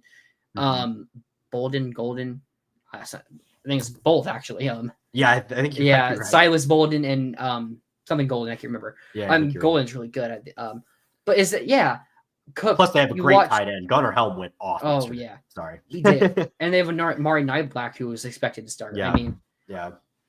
So their pass catching room is really stacked, and it's like Jonte Cook still, I think, could have gotten reps. Would have gotten more reps for them throughout the season if he. Yeah. I think he got injured, and then they had some disagreements about stuff in the behind the scenes. But you can just watch his route running. I don't think we have someone on the roster right now who has the route running that Jonte Cook has. He also has that speed. He can be a deep threat. He can just be a nice in route. Like he's someone who helps Lagway. I mean, I'm pretty sure I've already talked about this, but Jonte Cook is just someone that you can trust to get open on those short routes or medium routes, and then he can still hit those big plays because he has that athleticism and speed that maybe people with his abilities don't have as much. Yeah. So the room's there. He doesn't have the production that maybe you wanted for Lagway going into his second season, hopefully that playoff season. But the upside is there. I mean, you already talked about Sturdivant. Production's gone down. That's because of injuries and a couple other factors. And also just UCLA not being that good. Yeah. Like that's part of the issue. Yeah. It's like, I really like Sturdivant. He has that 6'3" size. I think I saw 4'3" speed on him too. Mm-hmm. Like this is someone that if he stays healthy, I mean, he could be the leading receiver on the team next year, and I wouldn't be surprised. Like, totally. Like, I mean, we saw talks on Twitter about people having like third round draft grades on him. Mm-hmm. So it's someone that obviously has that high upside, that NFL upside, that maybe you don't have that type of receiver on the roster with that upside at this point. Yeah. No, I mean, I saw draft guys who, when it kind of looked like early on that he was maybe going to Georgia, I saw that tweet. Yeah. Yeah. Draft guys were like all over him talking about how good he could be in that Georgia system. So I think, I mean, you always worry about a guy who's battled injuries, but who else had battled injuries was Elijah Badger. And he had a pretty clean year in that regard. Did he miss a game? He missed like two down. You're right. He missed like a couple down the stretch. He missed Texas, and I'm pretty sure he missed the second game against. No, he played that Stanford game. What am I saying? Okay. He didn't play against like Texas. One game. Yeah. So I mean, he ultimately mostly was able to stay healthy this year. So I don't think that's like a major red flag with injuries. No, I mean, I think. Like, you look at a guy like Mizell, and it's like, I think we both hope that Mizell can become a really good player. And I think we've seen flashes from Mizell that show that he could be. He had a pretty nice game yesterday. Yep. 4 catches for 50 yards, something like that? I think. 4 catches for 50 yards on 5 targets. So he was had a bigger role in the offense yesterday. Had a couple nice plays. we'll just see. I think the usage with him, we haven't seen enough of him to like really know what Florida's got there. And maybe he's good enough that you don't need to stack these offseason Mizell, right? receivers. Yeah, sorry, Mizell. Yeah. Yeah. I got lost with there. No, you're good. No, I'm just saying, like, when you look at a guy like that, like, a lot of people are like, we've got Mizell. We don't need portal receivers. And like, you might be right if you say that. Like, Mizell has that kind of potential. But like, I think while we don't know what we're getting from him, it's nice to be seeing, a guy like Sturdivant coming in. It'd be cool to see Jonte Cook if that works out. Yeah. It's like, even though you look at that Texas room, they have talented guys. It also feels like they haven't been like that elite level. Like they have elite talents, but I feel like they haven't been really the game changers. Like you look at Ohio State, and like they obviously had the best receivers, and it's like Texas has a lot of guys near that level of recruiting rankings and stuff. Yeah, but they haven't performed at the same level. Like, I mean, Jeremiah Smith is the best receiver in the country. I'll say that right now. And then Cardinal Tate and Mecca Ibuka are probably also top 15, top 20 receivers. Like, we obviously don't have that, but you still want to bring in that talent. Still with Jonte Cook, Dallas Wilson, Vernell Brown's near that 5-star level, and Trey Wilson, we know as a freshman what he can produce on this team. Yeah, totally. So continuing on the transfer portal, two guys are transfer portal and recruiting end. Let's start with the recruiting end. Tight end committed to Pennsylvania UPenn. Next to Joey Slackman. Now he's a tight end. Cameron Kosman, 6'6". He has like 6'6", 240 frame. So I think that's that classic receiving tight end frame right there. Pretty well built for a high schooler. He's only a 2-star on 247. Everywhere else has him unranked. He does have a prediction to flip to Florida. I mean, I just feel like the guy they're adding. Kind of saw it with Hayden Hansen, where he was ranked in like the 2000s or 1000s or whatever it was coming out of high school, and he's been solid for us. I mean, the tight end position Billy just isn't using. Or like we're not getting the best out of him. Like we do have Amir Jackson, who was like the 99th ranked prospect in his class as a tight end. So how much he develops. And Tony Livingston was a 4-star. I mean, again, we talked about maybe Tony Livingston's a guy. Not really looking at anyone in the portal at this moment. So it's like, that's whatever. But then Kofi Asare, a UMass edge rusher. His stats doesn't really match what like the film you've seen from him. Because like you see the film and it's like, oh my God, he's dominating this guy. And then you look at the PFF grades, and they're actually pretty decent most games. Or like he had a really good game against Liberty, where he had like a 90 pass rushing grade, 80 overall grade. Like he is somewhat that high upside. I mean, I don't really think I'm going to go back and watch every single game that he played and see why he wasn't really getting the stats. I heard he was getting double teamed a lot, which would make sense for that level and a guy going to UF. But I'm excited to bring him in. I think he definitely has a higher pass rushing upside than Pyburn or Cersei had. I do wonder if we still maybe go after one more guy or if he's just it. But I do like the ad, or assuming he does commit, he does have predictions to flip or come to Florida. Yeah, hasn't committed yet, but Florida's been in on him kind of from the beginning, and it sounds like they're in a pretty good spot with that one. He only had, what did he have production was like 3 sacks, 5 TFLs 3.5 sacks, 3.5 sacks and like 5 TFLs, I think. I mean, obviously not like the production you would love to see given the caliber of opponent that UMass plays. But like from the film I've seen here, like he's just like a motor guy. Like he just gets after it. He's powerful. He's fast. And again, like this is like, UMass is independent, but they play a mostly G5 schedule. And like, you're not gonna, you can look physically dominant against, G5 offensive tackles, and that doesn't necessarily mean you're going to do the same in the SEC. But I think he's a promising guy there. I mean, you look at from Nigeria Gums. too. Okay, I'm pretty sure it's from Nigeria. Gotcha. But like, you look at Gums. Like Gums, Gums was not heralded. Is that Gums a wide receiver out of high school? Yeah. Like, so I don't think you can rely on Asare to be like the guy that's playing majority pass rushing edge snaps for you next year, but I think he could ultimately develop into being that guy. I am with you, though. I think I would like to maybe see someone a little more experienced come in here to handle what we lost, especially because we still, again, don't know the status of Tyreek Sapp moving forward. Of who in the portal? Sorry.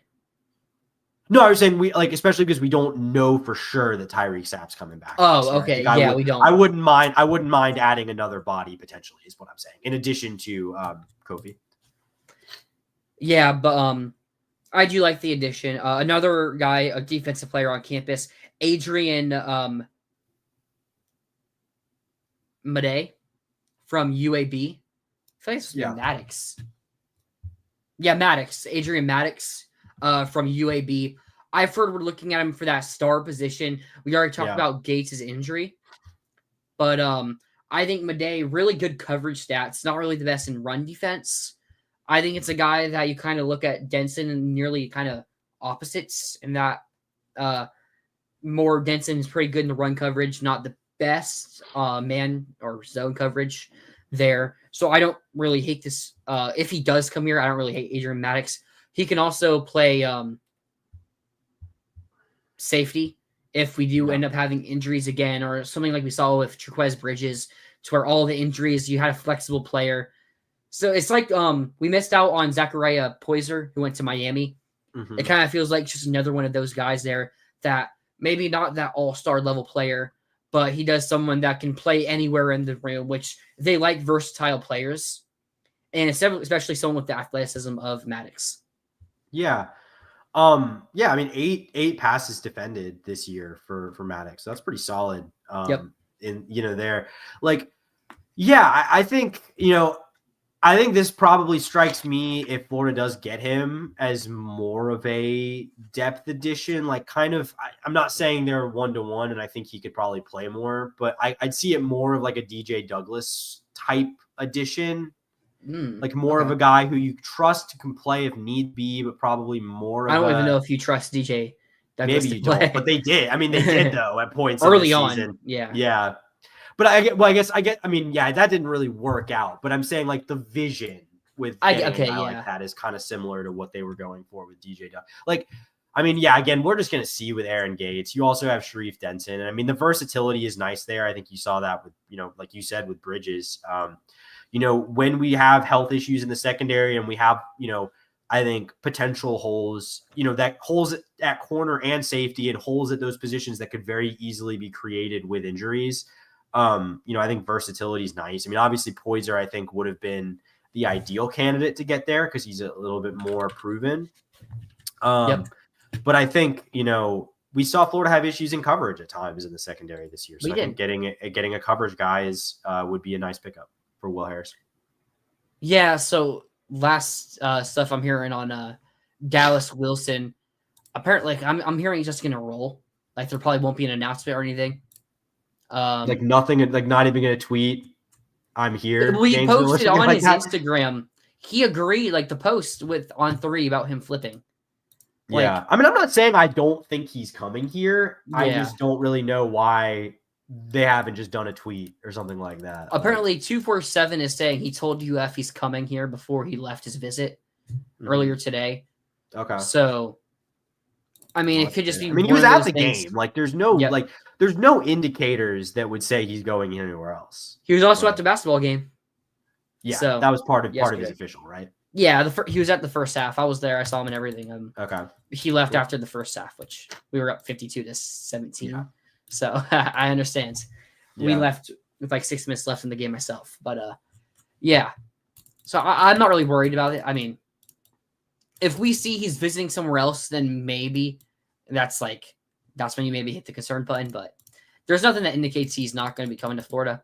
Maybe it's a little bit of an annoyance that he's not making an official announcement, no Hayes Fawcett edit or something like that. So, but he did post on 3 flip things. So, I actually want to check something. I want to check 247. Do they have him listed in anyone's class right now?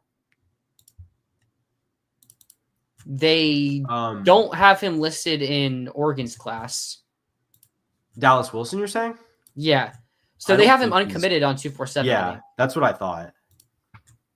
Let me double check the composite. Yeah, he's uncommitted and he just has crystal balls to Florida. Who does he have the crystal ball from on 247 from?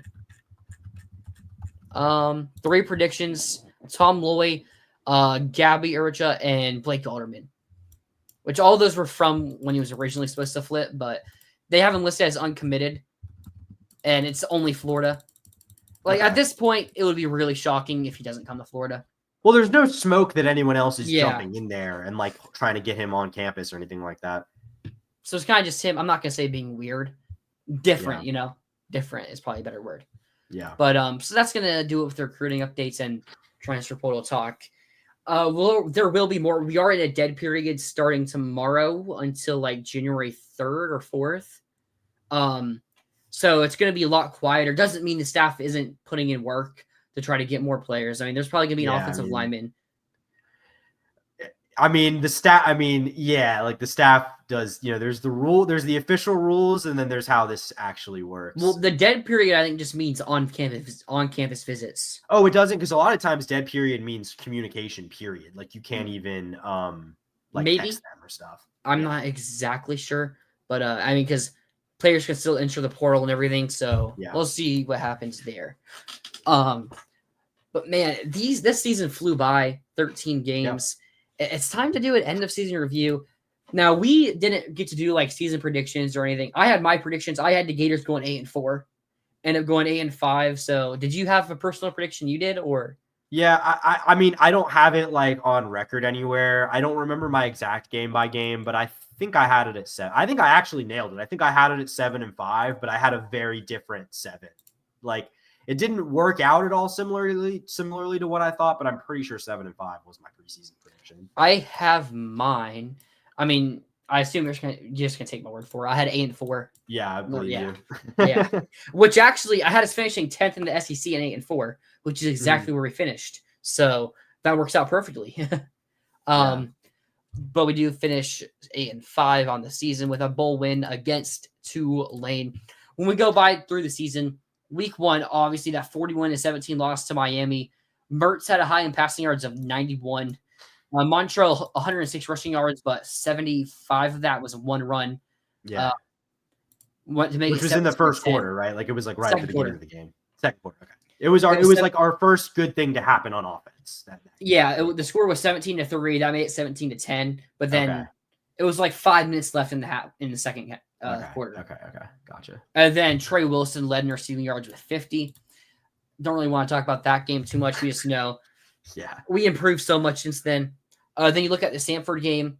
Lagway had 456 passing yards, almost breaking the Florida record for passing yards in a game.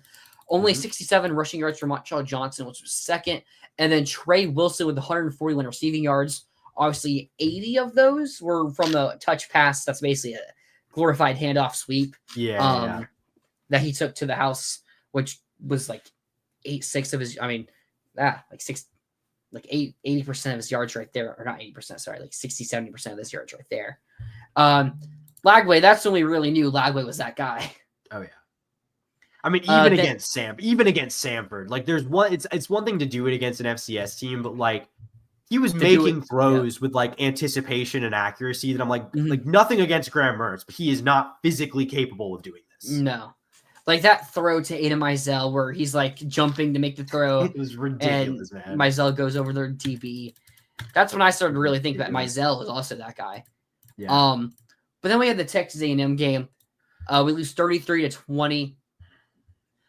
Gators kind of make the score look a bit closer there. But it's also like the Gators could have made it a one-score game in that with like 2 minutes left.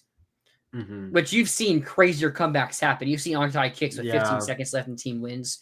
Mertz had 195 passing yards. We couldn't run the ball at all in this game. I know Montrell had like -6 rushing yards in this game. Trayon Webb led it with 37. Badger 94 receiving yards. This was like Badger's best game. He had like 50 yards against Miami. And I mean, for a receiver against the DBs for Samford with Lagway taking all the highlights away, I don't even remember how much yards he had against Samford, but if he had any. But the A&M game is really where we saw Badger as like, okay, maybe he can have a really good season for us the rest of the way if you were still even worried about the season at that point. But this was the main thing to me with sorry, go ahead. This was the stupid game where Napier decided to rotate QBs every drive, which allowed neither of them to gain rhythm until we saw at the end of the game where we kind of made a slight comeback, but we didn't. Man, Billy Napier has never been as fired in my mind as he Neither. was when he was rotating quarterbacks and we were just getting killed in this game. Like this one, honestly, the way I remember this game, that was bad. Like there's a lot about this game that's frustrating. But the thing that just I can't get past is just how they had absolutely no answer for Marcel Reed coming out the gate in this game. There were rumblings that Wegman wasn't going to play. We didn't really know what the deal was. They knew Marcel Reed was a change of pace. Doesn't seem like they prepared for him, or if they did, they just weren't ready to handle it because he came right out. They couldn't contain him at all. I mean, he didn't do a ton in this game in the passing game, but he was able to scramble and make plays. Nice throws.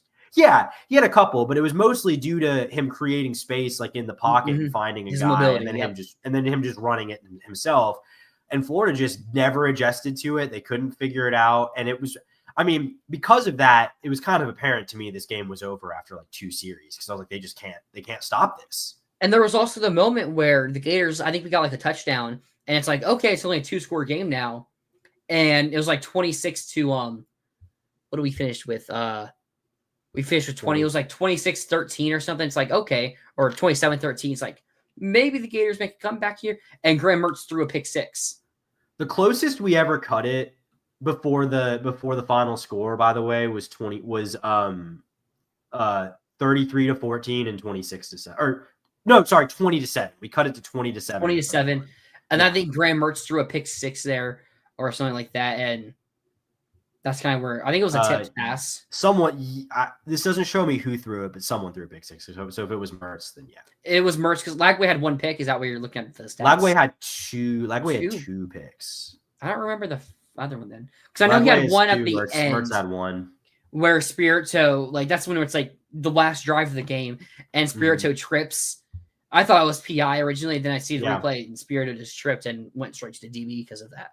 But yeah. Then we get to the Mississippi State game. We won that one 45-28.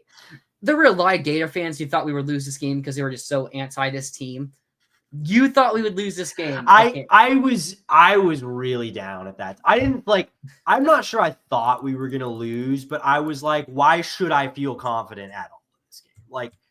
I mean, they had just lost to Toledo, so I got killed by Toledo. So I didn't think I wasn't we're gonna lose this game, but I was just I do not have any faith in this team at all at this point. I'll be honest. Yeah, I mean, if you knew how bad that Mississippi State team was, I was confident. I bet the spread was only 7 points. Yeah, I bet that, and I was really confident we would win that game. I was at that game. I also went to the Ole Miss game later that day. So that was pretty fun. There was the big play from Mizell that got taken back due to a horrendous blindside block call. Yeah. Which may have been the best play of the season. Maybe besides the ball touchdown run against LSU or the pick against Ole Miss. But yeah, Mertz threw for 201 yards. I know Lagway threw for another 100 or something. Guess who the leading receiver in this game was and how many yards he had? Well, I have the numbers in front of me. So okay. I can't do this. Honestly, but yeah. Dang. Okay. Well, to those at home or those listening, it was Marcus Burke with 45 yards. What? Tied with Badger. They both had 45 on 3 catches, but yeah. Okay, so Lagway went 7 of 7 for 76 yards. Mertz. So we had 277 yards, and the leading receiver was 45 yards. Oh, we had 3 different receivers. DK had 43. Okay. Yeah. So, again, we spread the ball out there. I mean, Mississippi State just isn't talented. Maybe the best game of Mertz's Florida career, right? South Carolina. I mean, he was 19 of 21 for 200 yards, 3 touchdowns. Yeah, no efficiency-wise. It wasn't necessarily the most, impressive, but it was just the most he's been locked in and, running it. No, South Carolina was definitely his best game last year. He went 30 of 48, 423, and 3 touchdowns, 0 picks. Okay, that is good. And he led the comeback. 423 yards. That's a lot of incompletions, but yeah, that is good. Yeah, 30. I mean, a lot of completions too, 30 of them. Yeah. And led the comeback for us there. So I'll give him that one, I think. Yeah, that's probably a little better. Oh, website closed out. The next game, though, after the bye week, I didn't really take away much from that Mississippi State game. I took away that Mississippi State is really bad. Mm-hmm. But then we beat UCF 24-13. We were up 24-3 at halftime. Oh, the Texas A&M game. Lagway had a Hail Mary pick. I remember that now. I do remember that. Okay. But then we go to UCF. I mean, we go home and play UCF. This is kind of where I'm like, okay, maybe this team can still make a bowl game if a couple things go right. Yeah. The defense was lights out in this game. I mean, RJ Harvey had probably his worst rushing game of the season in this one. I don't know if that's a fact or not, but I mean, we really shut down that UCF offense completely. I'm pulling the schedule back up. I accidentally closed it out. But we beat him 24-13. Mertz 179. This was a classic Mertz game. Like, he doesn't do anything electric. He doesn't really do anything bad. And we win it. Montreal, we didn't really run well either, did we? Unless everyone just had like 50 yards. No, I mean 136 on 32. So yeah, or sorry, 130. Sorry, 130 on 32. So not really a super efficient rushing game. Ball had 30 yards on 9 carries. Jacoby 25 on 3 carries. So it was okay. Really... It was okay, but not like it was enough. Lagway was 4 for 4, 50 yards in this game too. Do we have like a fake team? Was 0 of 1 on passes? I don't know who that might have been. I wonder if that was some sort of trick play. Yeah, I don't know if that was a trick play or something like that. Must have been. But honestly, like this game was so impressive to me because the way they got torched by KJ Jefferson in 23. Oh yeah, the way they contained him in this game, because that's why I was scared coming into this game, because I was like, I don't see why KJ Jefferson's not just going to do the thing again, because they had no answer for him when he came in the swamp in 2023. You also got to remember the linebacker. The reason we didn't really have anything for him was because Shamar James was out and Scooby Williams was out that game. That is true. So our best linebackers were Manny Nunnery, and Jaden Robinson, But yeah, this is where the defensive turnaround began. And most of those yards did come in the first half. That's probably why the stats don't look good. We only had 3 drives. Yeah, Billy just shut this down. Like Billy parked UCF ran the clock out. Their first drive was like a 7-minute 3 points. So it's like they shut themselves down, UCF did. So this is where you really started to turn around. Even after that game, most fans were still like, okay, Tennessee's probably still going to blow us out. Even after Tennessee lost to Arkansas the week prior. Oh, man, this was so disappointing. This was so sad. The Tennessee loss. Because this was the first show I did, the post-game show for the Tennessee game. This was the first one I did on here. And I was just waiting to go live after the game. And we blow the 10-point lead. Graham Mertz gets his season-ending injury. And Tennessee wins it in overtime. Lagway, he comes in, throws the pick, but then he leaves the game-tying touchdown drive on a 3rd and 16 with a dime to DK. The DK led the team in receiving to 76 yards, Montreal 85 rushing yards, Mertz 125 passing yards. But man, there were so many mistakes in this game. The fumble on the 1-yard line by Mertz, that's the difference probably between us winning in this game or not. I mean, the field goal attempts where we lost 10 seconds, the 4th down conversion where you ran a QB sneak with Mertz earlier in the game. So you bring in the bigger QB and you run a sweep. I mean, this didn't really make sense. Even though the team looked better, people were still like, oh, classic Billy. Yeah. He lost us. Well, the thing, you lost the game. That's why I was not really back in at this point, because you did look better and you still lost the game on the road you should have won. And that was that's why I was like, they're just not going to get over this hump of not being able to win these games. Because there were good moments. I mean, the defense was incredible in this game. The defense locked them down. I mean, they kind of eventually broke things open a little bit, but I mean, it was only because, I mean, if Florida had anything on offense in this game, it would have been over. The defense played well enough for most of that game that they should have won the game easily. Lagway coming in, seeing him as a true freshman forced into the game like that and lead that touchdown drive to get the game to overtime was really something. That was, I think, an early telling sign for me that Lagway has got it. But a lot of mistakes in this game and ultimately squandered a win that would have really obviously later wins changed the season, but this win would have redefined the season. Like if we had this one on top of the ones that we did get, I think the vibes are extremely different right now. If Florida's 9-4, which is kind of dumb to say because that's not that big of a difference, but I kind of still believe it. Yeah, we're probably ranked at this. I mean, we would have been ranked by now. So we probably won't. I mean, the AP poll, we'll see what happens in that last AP poll. But we definitely would have been ranked if we would have beaten Tennessee. But then Lagway gets his first SEC start against Kentucky, and man, we just dominated Kentucky. Yeah. Because after a Tennessee loss, there were still Gator fans who were like, okay, well, he's 0-2 against Kentucky. He's not winning this game. Yeah. Kentucky's just going to dominate us in the trenches like they have for the past since 2021. Yeah, I mean, they had our number in those first couple games with Billy. Like, what he was trying to do just did not work. But then the entire script flipped in this game. Lagway, 259 yards. He did have that one bad interception where it was either a miscommunication. He thought it was a different route. DK ran a different route. I'm not sure what happened there.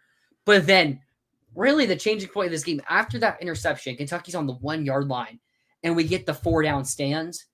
That's really where, maybe you could say the season changed. I don't know, because we lose our next 2 games. But, that's kind of how you feel yeah. The defense, that's kind of when I was like, okay, I might be selling this defense. They're finally getting short yardage stops, which ended up coming crucial later on, like that Ole Miss game and LSU game, too.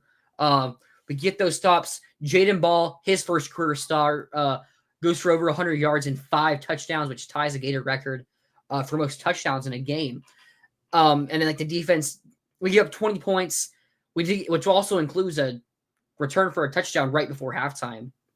There was a little bit of worry maybe because Florida went up 27-7, I think.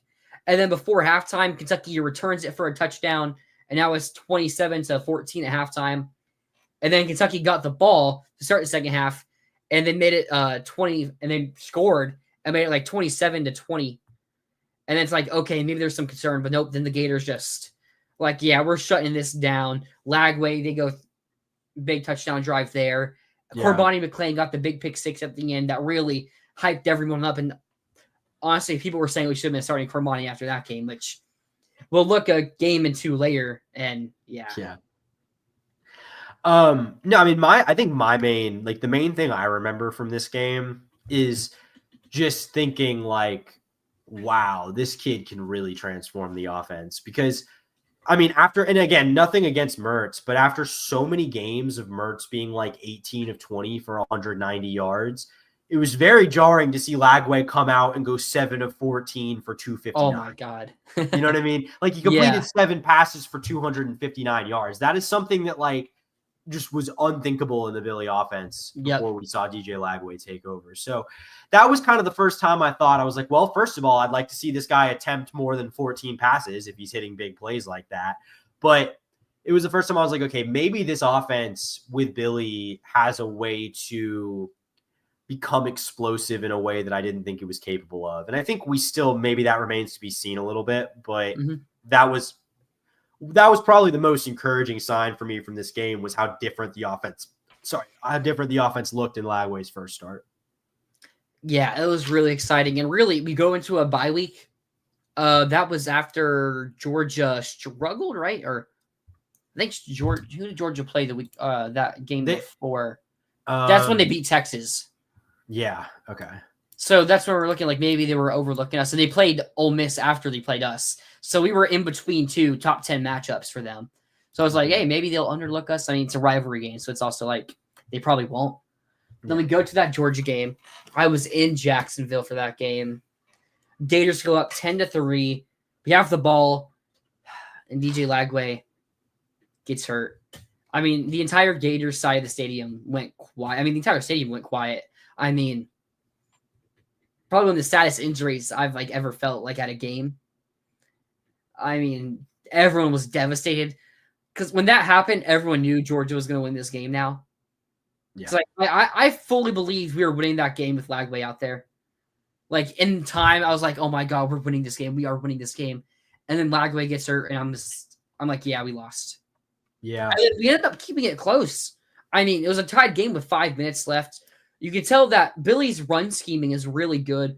Because on that, when they knew we were running the ball, even before halftime, we would go and get 3 before half to make it a 13-3 lead at halftime, if I'm not mistaken, or 13 to. Yeah, it was 13-6 at halftime. 13-6, so 7-point lead at halftime, and then out of half, even Jack Pyburn gets a pick, a tipped, deflected pass, but we don't really do anything off of it. Georgia then scores 14 straight. Then we still respond. Tied game with 5 minutes left, but then Georgia scores again. Warner throws a pick in the red zone, and it was really sad because what could have been.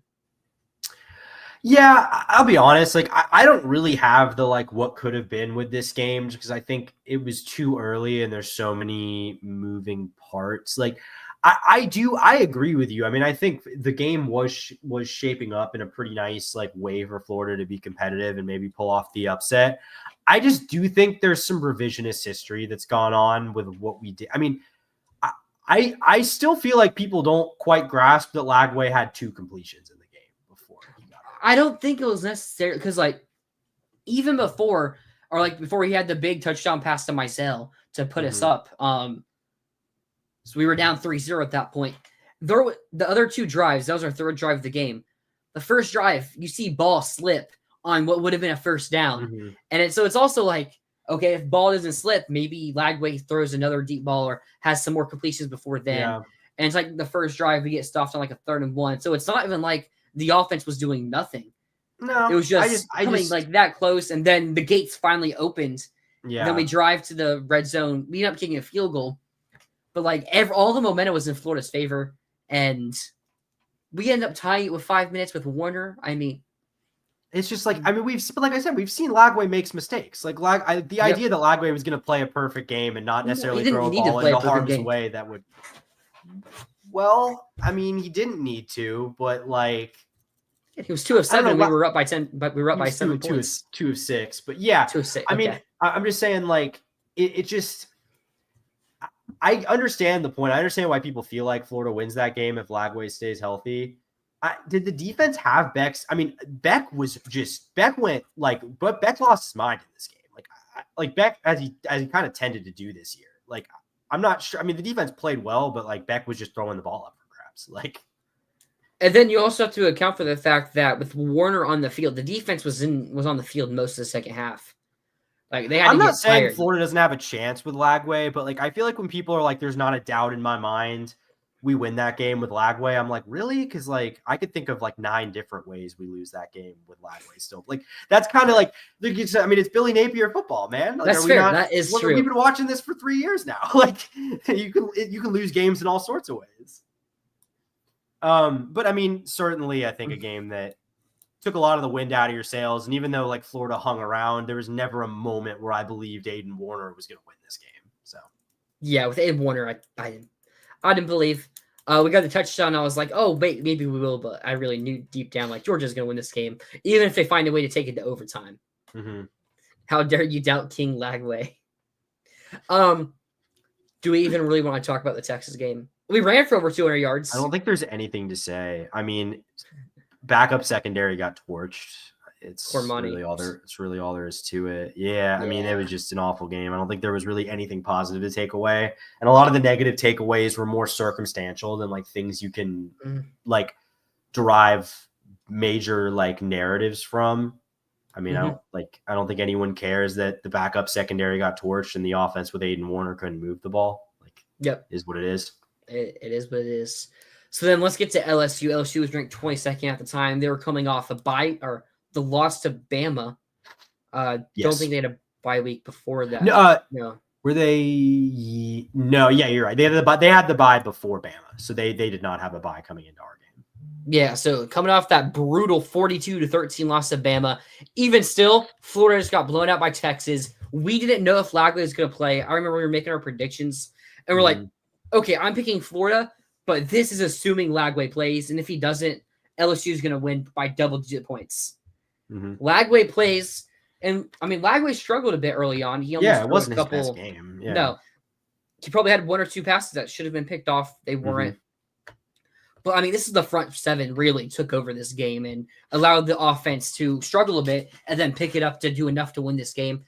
I mean, Garrett Nussmeier going into that game was sacked 7 times all season, and we sacked him 7 times alone in this game, doubled the sack. This is really where Caleb Banks was starting to get that draft type. They're looking at this game, and then, they look at the rest there earlier, like, oh, maybe this guy somebody should have known, but they didn't.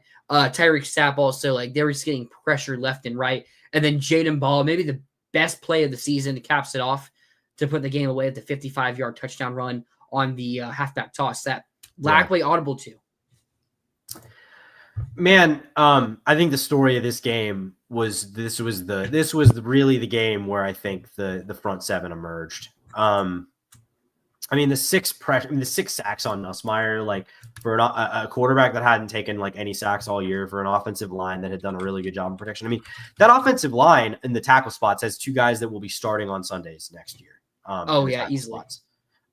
So to get that kind of pressure against that team, and it really just took over the game. I mean, they were so. I mean, as someone who covered, I had literally been covering LSU for 3 seasons, right up until about 2 weeks before that, or a week before that game. Mm-hmm. And so I can tell you, like, Garrett Nussmeier throwing the ball 47 times and running for his life was not the game state that Brian Kelly drew up in that game. Florida completely flustered them offensively.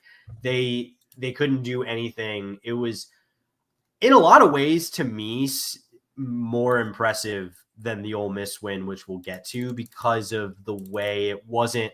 I felt like there was an element of flukiness to the Ole Miss win that I don't think there was here. Like, this was just Florida. Florida was the better team. Yes. Which, honestly, what happened? Breaking news for live. Matt Zennett's Charlotte quarterback transfer to Sean Purdy is expected to transfer to Florida.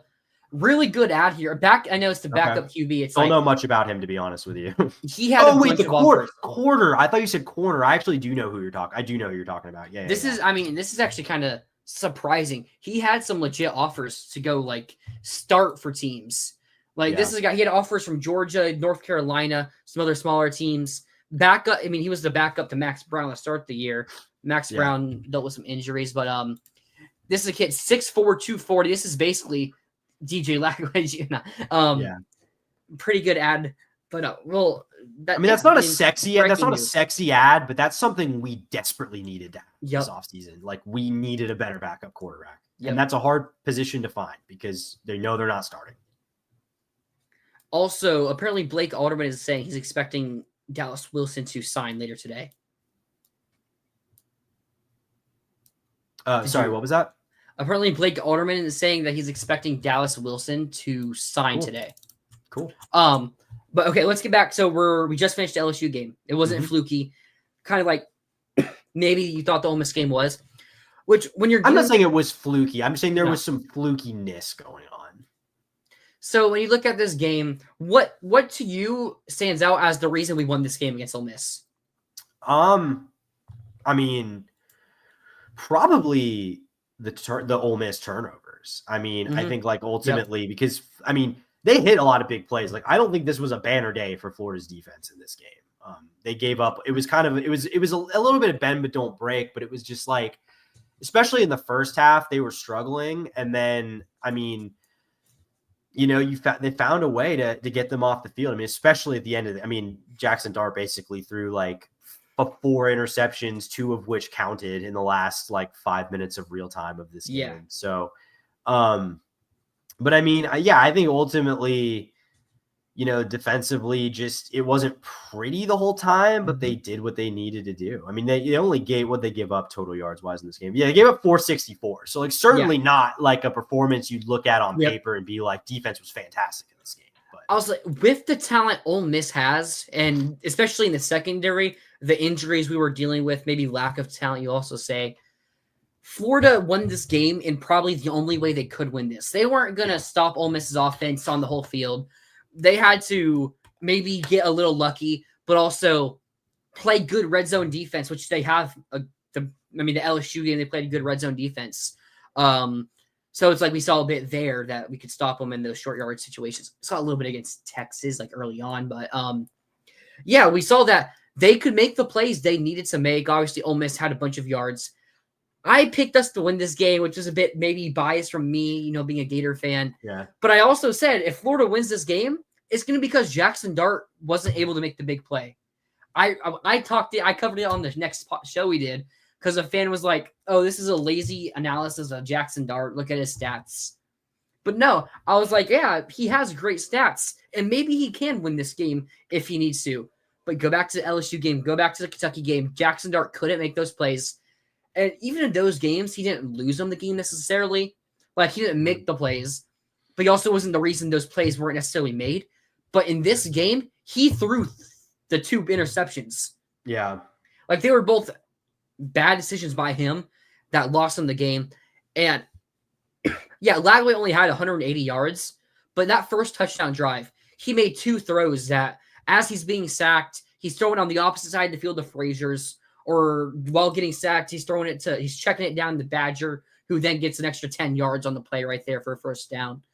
I mean, Lagway made plays that maybe on the stat sheet, they're like, oh, that's just a normal 20, 15-yard play right there. Mm-hmm. But he made the plays that not many quarterbacks can make. A little Mahomes, as they would say. Like Nico, or who was it? Was it Nico? Yeah. Did you hear the announcer yesterday? Nico got out and scrambled and got a first down run. And they're like, oh, man, he really extended the play kind of like a Mahomes would. That was kind of hilarious. I missed that one. Oh, boy. Lagway, like, this kind of was Napier, like, out-coaching Lane Kiffin in this game. Yeah, totally. Which is something we had not seen from Napier. Had Napier out-coached anybody in his entire UF tenure? No. Especially a team even when we won games, it was, like, in spite of that. No, maybe I'll be honest. Game. Yeah, like, I'll be honest, like, I've been saying this all year, like, even back when I was really negative and wanted to fire Billy and stuff, I was like, if Ole Miss loses to this Florida team and Billy, like, that will kind of permanently give me the ick in terms of ever wanting to hire Lane as the coach at Florida, which it's kind of done that. So he hasn't. Yep. I mean, he has it in him. I'm assuming something about Billy, like, winning those games. He has it in him is what sucks. Like, what has sucked. Like, he's been the reason. I've said it. I've kind of been talking with a lot of people online. Like, I don't think the talent on the team has been, like, the biggest problem. Or, like, we go 5-7 last year because we didn't have the talent to win 8+ games. We don't have the talent to compete for national championships, but we're not a 5-7 roster either. No. Like, you go back to year 1, we didn't lose to Vanderbilt or we didn't lose to FSU because we didn't have the talent to beat those teams. We lost to Vanderbilt because we came unprepared to that game. And, I mean, the defense couldn't stop Ray Davis. And then that next game against FSU where DJ Lagway threw, like, 9 straight incomplete passes without running the ball once. Like, we didn't lose that game because AR wasn't talented enough. We win that game because Napier chose to throw the ball 9 straight times and incomplete when Anthony Richardson wasn't playing his best. Yeah. Like, that's one thing. Like, Napier kind of, like, overthinks things sometimes. He's like, okay, well, he has another incompletion or the run games are working a bit too well. Let's maybe hit him with the pass. And it continues to not work. That's kind of been his biggest problem. I think Billy rarely, like, I guess what I'm not necessarily disagreeing with this. I'm just, like, kind of curious what you mean, because I think Billy, like, it's just mistakes. Like, it's literally the fact that, like, you know, you can't get guys, like, on the field for a field goal or yep. Like, you're burning timeouts early in a game, or, like, just straight up the fact that I don't really think he's a very good offensive play caller. Yep. So, like, I mean, I think he's capable of making fewer mistakes in a game than another coach is. Like, sure. I don't know if there's anything, like, I don't know if Billy's coaching is doing anything advantageous, though, beyond just the fact that he does seem to be a legitimately good culture guy who his players do want to play for and win for. Yeah, it's like, it's also difficult because, like, you look at a coach that, oh my God, he wins this team this game and stuff like that. You look at Dan Lanning, who this season, he's getting so much credit for putting 12 men on the field against Ohio State, or the play line, having the punt formation where they had the deep nose tackle line up on the long snapper, which is a penalty. Where it's like, you look at those and like, oh my God, Lanning is a great coach. If you remember last year, You remember all the hate Dan Lanning got for going for it on 4th downs against I Washington? always defended him for that, by the way. I was on Dan Lanning's side the entire time in that debate. Both those games, you would say he cost them. I always don't like it when people are like, oh my God, just take the points in those situations. Because if it works, he's a genius. Like it has this season. But if it doesn't work, you're like, okay, this guy sucks. He's not going to be able to win big games. No, I love Dan Lanning. I don't think Dan Lanning should change a thing about his philosophy. I love it. All right. And then we'll wrap up these last 2 games here. Florida State and Tulane. We beat Florida State 31-11. We just kind of were on cruise control. Yeah. FSU just fumbled 8 times, picked up 5 of them. Montreal 99 yards in his last career game as a Gator. So that's nice to see. DK also 63 yards, led the team in receiving that game. And then do you have anything you want to say on it? Or I just, we both picked huge blowouts here. I think it would have been really fun to see Billy step on their throats in a bad year. That's not really what we did in this game. Is what it is. I mean, ending a losing streak to wait, is it a losing streak to Florida? What was the losing streak? 2-game losing streak, 2022 and 2023. Okay. Yeah, I like blank for it because I forgot we beat them in 21 with Greg Knox. Yep. Legendary. Yeah, legendary Florida head coach Greg Knox. Yep. Don't look at the UCF loss in the bowl game, though. Yeah, don't look at the Gasparilla Bowl. Yeah, don't look at the first time we played in the Gasparilla Bowl, please. No. Yeah, I don't really have a ton to say. I mean, I didn't think FSU really had a chance of competing in that game. And though Florida didn't play all that well, FSU didn't have a chance of competing in that game. No. So. And then we've already talked about the Tulane game enough in the past 2 days. We'll just cap it off here. I'll cap off what I'm going to say about it. Really good showing for the defense. Like, again, we were talking about it probably being one of the best all-around defensive games we've played in the Billy Napier era. Maybe like the South Carolina game in 2022. But, I mean, defense didn't give up a single touchdown or point in that game. So, But still, like, we've now seen the offense and defense both step up when needed. And, I mean, it does make me excited. And seeing Billy Napier be motivated and like hyping up the team, hyping up the crowd, hyping up the players, it makes me really excited and sad that we're going to have to wait over 200 days until we play our next game. Yeah. Besides the spring game. Yeah. I mean, I think, I've been pretty clear about where I stand here. I think 2025 is the year that's going to determine everything. I don't go into 2025 being like, I'm fully believing in Billy Napier. He's going to get this right. I go into 2025 still a bit skeptical. But I will say this, like, this is the first time in his entire tenure at Florida that he's really built some legitimate momentum. There's been week to week momentum, but nothing sustained for an entire month of the year, especially at the end of the year. Like, winning 4 games in a row. I mean, he won 4 games in a row. Did he win 4 games in a row last year to start the year at any point? No, because Kentucky was early. Yeah, Kentucky. Yeah. So, I mean, I don't think he's ever won 4 games in a row before here. To do it at the end of the year to where you go into the offseason, all kinds of momentum, maybe you're ranked in the preseason top 25. Probably not, but maybe. I don't know. I'd be shocked if we I don't know if the national perception is the same as we perceive it, to be honest with you. I'm a little skeptical that because we're not doing anything flashy in the offseason. That's the thing. We're not. If we went out and had like an Ole Miss level portal class, we would get the national hype. But we're not, DJ Lagway is the attention that gets more attention than anyone, I think. And he does, but I still am not sure that the national media at large views Lagway the way that we do. Like, I think they do. maybe. I don't know. I'm online a lot. I think there's a little bit of a bubble with. I'm not saying we're wrong. I think if anything, people are just late catching up to this. He's being listed as a Heisman favorite for next season. I mean, he has like the 8th best Heisman. Which behind guys that are like, I mean, yeah, but it's like if you look at the names that are above him, it's guys that have like not been all that great that people just kind of know their names more. So I guess I'm not saying Florida isn't a top 25 team going into next year. I'm a little skeptical that like football writers will believe that as consensus, but we'll see. I'd be shocked if we aren't inside this preseason top 25. Okay. We'll see. That's how I'll put it. All right. And then I have some stats I want to roll over here. So points per game. Last year, we averaged 26.5. It went up a little bit at 26.9 this year. I mean, we saw the bad start to the season and maybe some inconsistencies. I mean, Lagway's injury too. So it's hard to score when your QB, maybe best player on offense, is injured. So, I mean, I think next year, if we go and average 30 points a game next year, Yeah. you're going to be like, okay, well, if Lagway's healthy, I mean, we'll see also if we add an offensive coordinator. But like, even with the inconsistencies, We're not going to. Even with the inconsistencies, the average did go up, which a little bit you like to see though. Yeah. Here's sorry. Here's the big increases though. Last year, Florida gave up 29.5 points per game. That's bad. How many do you think we gave up this year? Play a little guessing game. I'd say like 20.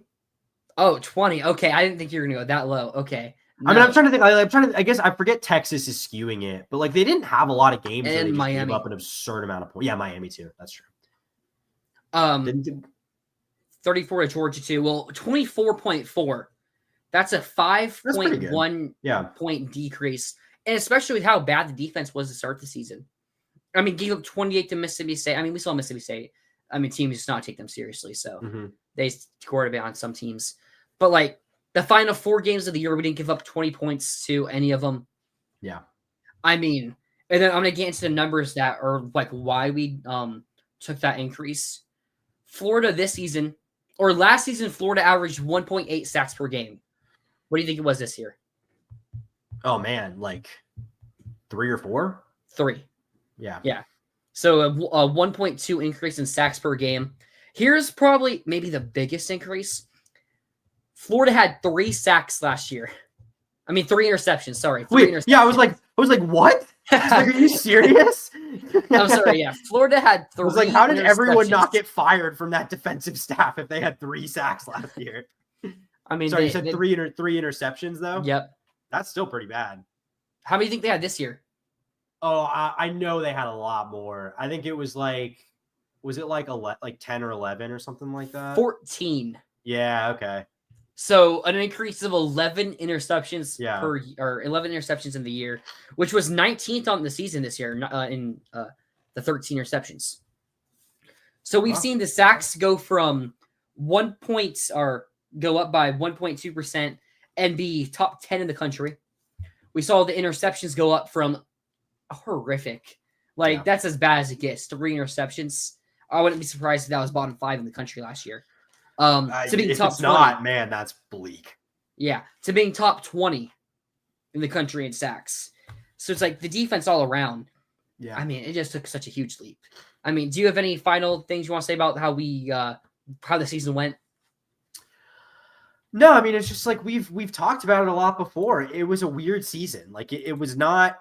It had a lot of emotional swings, like even more than these seasons in the SEC typically do have. Between the ugly start, between Mertz getting hurt, between Lagway getting hurt, between Lagway coming back and winning those 2 games, those games at the end, like a lot of swings. I mean, I think ultimately though, the dust settled. They're 8-5. I thought that was like kind of the upper limit of what was realistically possible. Mm-hmm. I thought like 8-4 was the absolute best case scenario in the regular season, which was pretty doable. Could have gotten there pretty easily, but I think they did. I think they, I'm glad it didn't play. I'll say this. I'm glad that it was a 7-5 year the way it was, and not a 7-5 year the way I kind of thought it would be, which is where you start off 5-2 again and then drop like 5 in a row to end the season. I kind of thought you were. That would have been 3. Yeah, it would have been 5-7. Or sorry. Sorry. I meant like start. Yeah, sorry. No, sorry. I meant like start. I get what you're saying. What we did last year where we dropped we're like 1 win away from bowl eligibility and then just like drop a bunch of games. Like if we had started hot, which I kind of thought we were going to, because I didn't think we were going to lose to Miami. I didn't think we were going to lose to Texas A&M. I was much more worried about that back half with Georgia, Texas, Tennessee, LSU, Ole Miss, even FSU. I didn't think was a win coming into the year because I thought they were going to be pretty good. This is what I was going to go on. Defense was bend, but don't break. Turnovers helped a lot. So a lot of room for improvement. Needs to bring in production. I think we just got to fix the secondary, whether that's development, portal, so that we can play not so bend, don't break. Yeah. Because you'll get burned doing that eventually. And you also get burned doing it with the guys we had. Yeah. They just were so hurt or just weren't good enough. Yeah.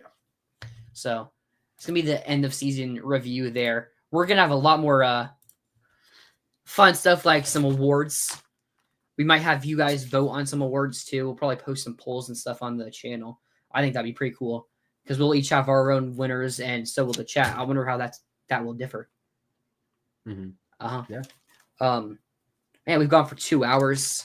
Is there anything else you want to say on this stream?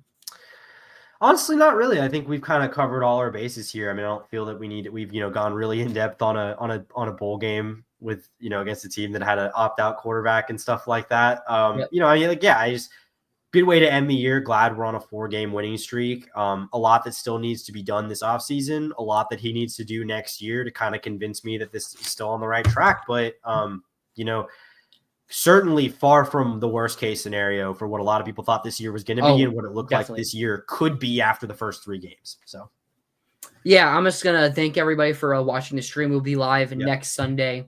Hopefully some more there probably will be more transfer portal news and Dallas Wilson updates as well.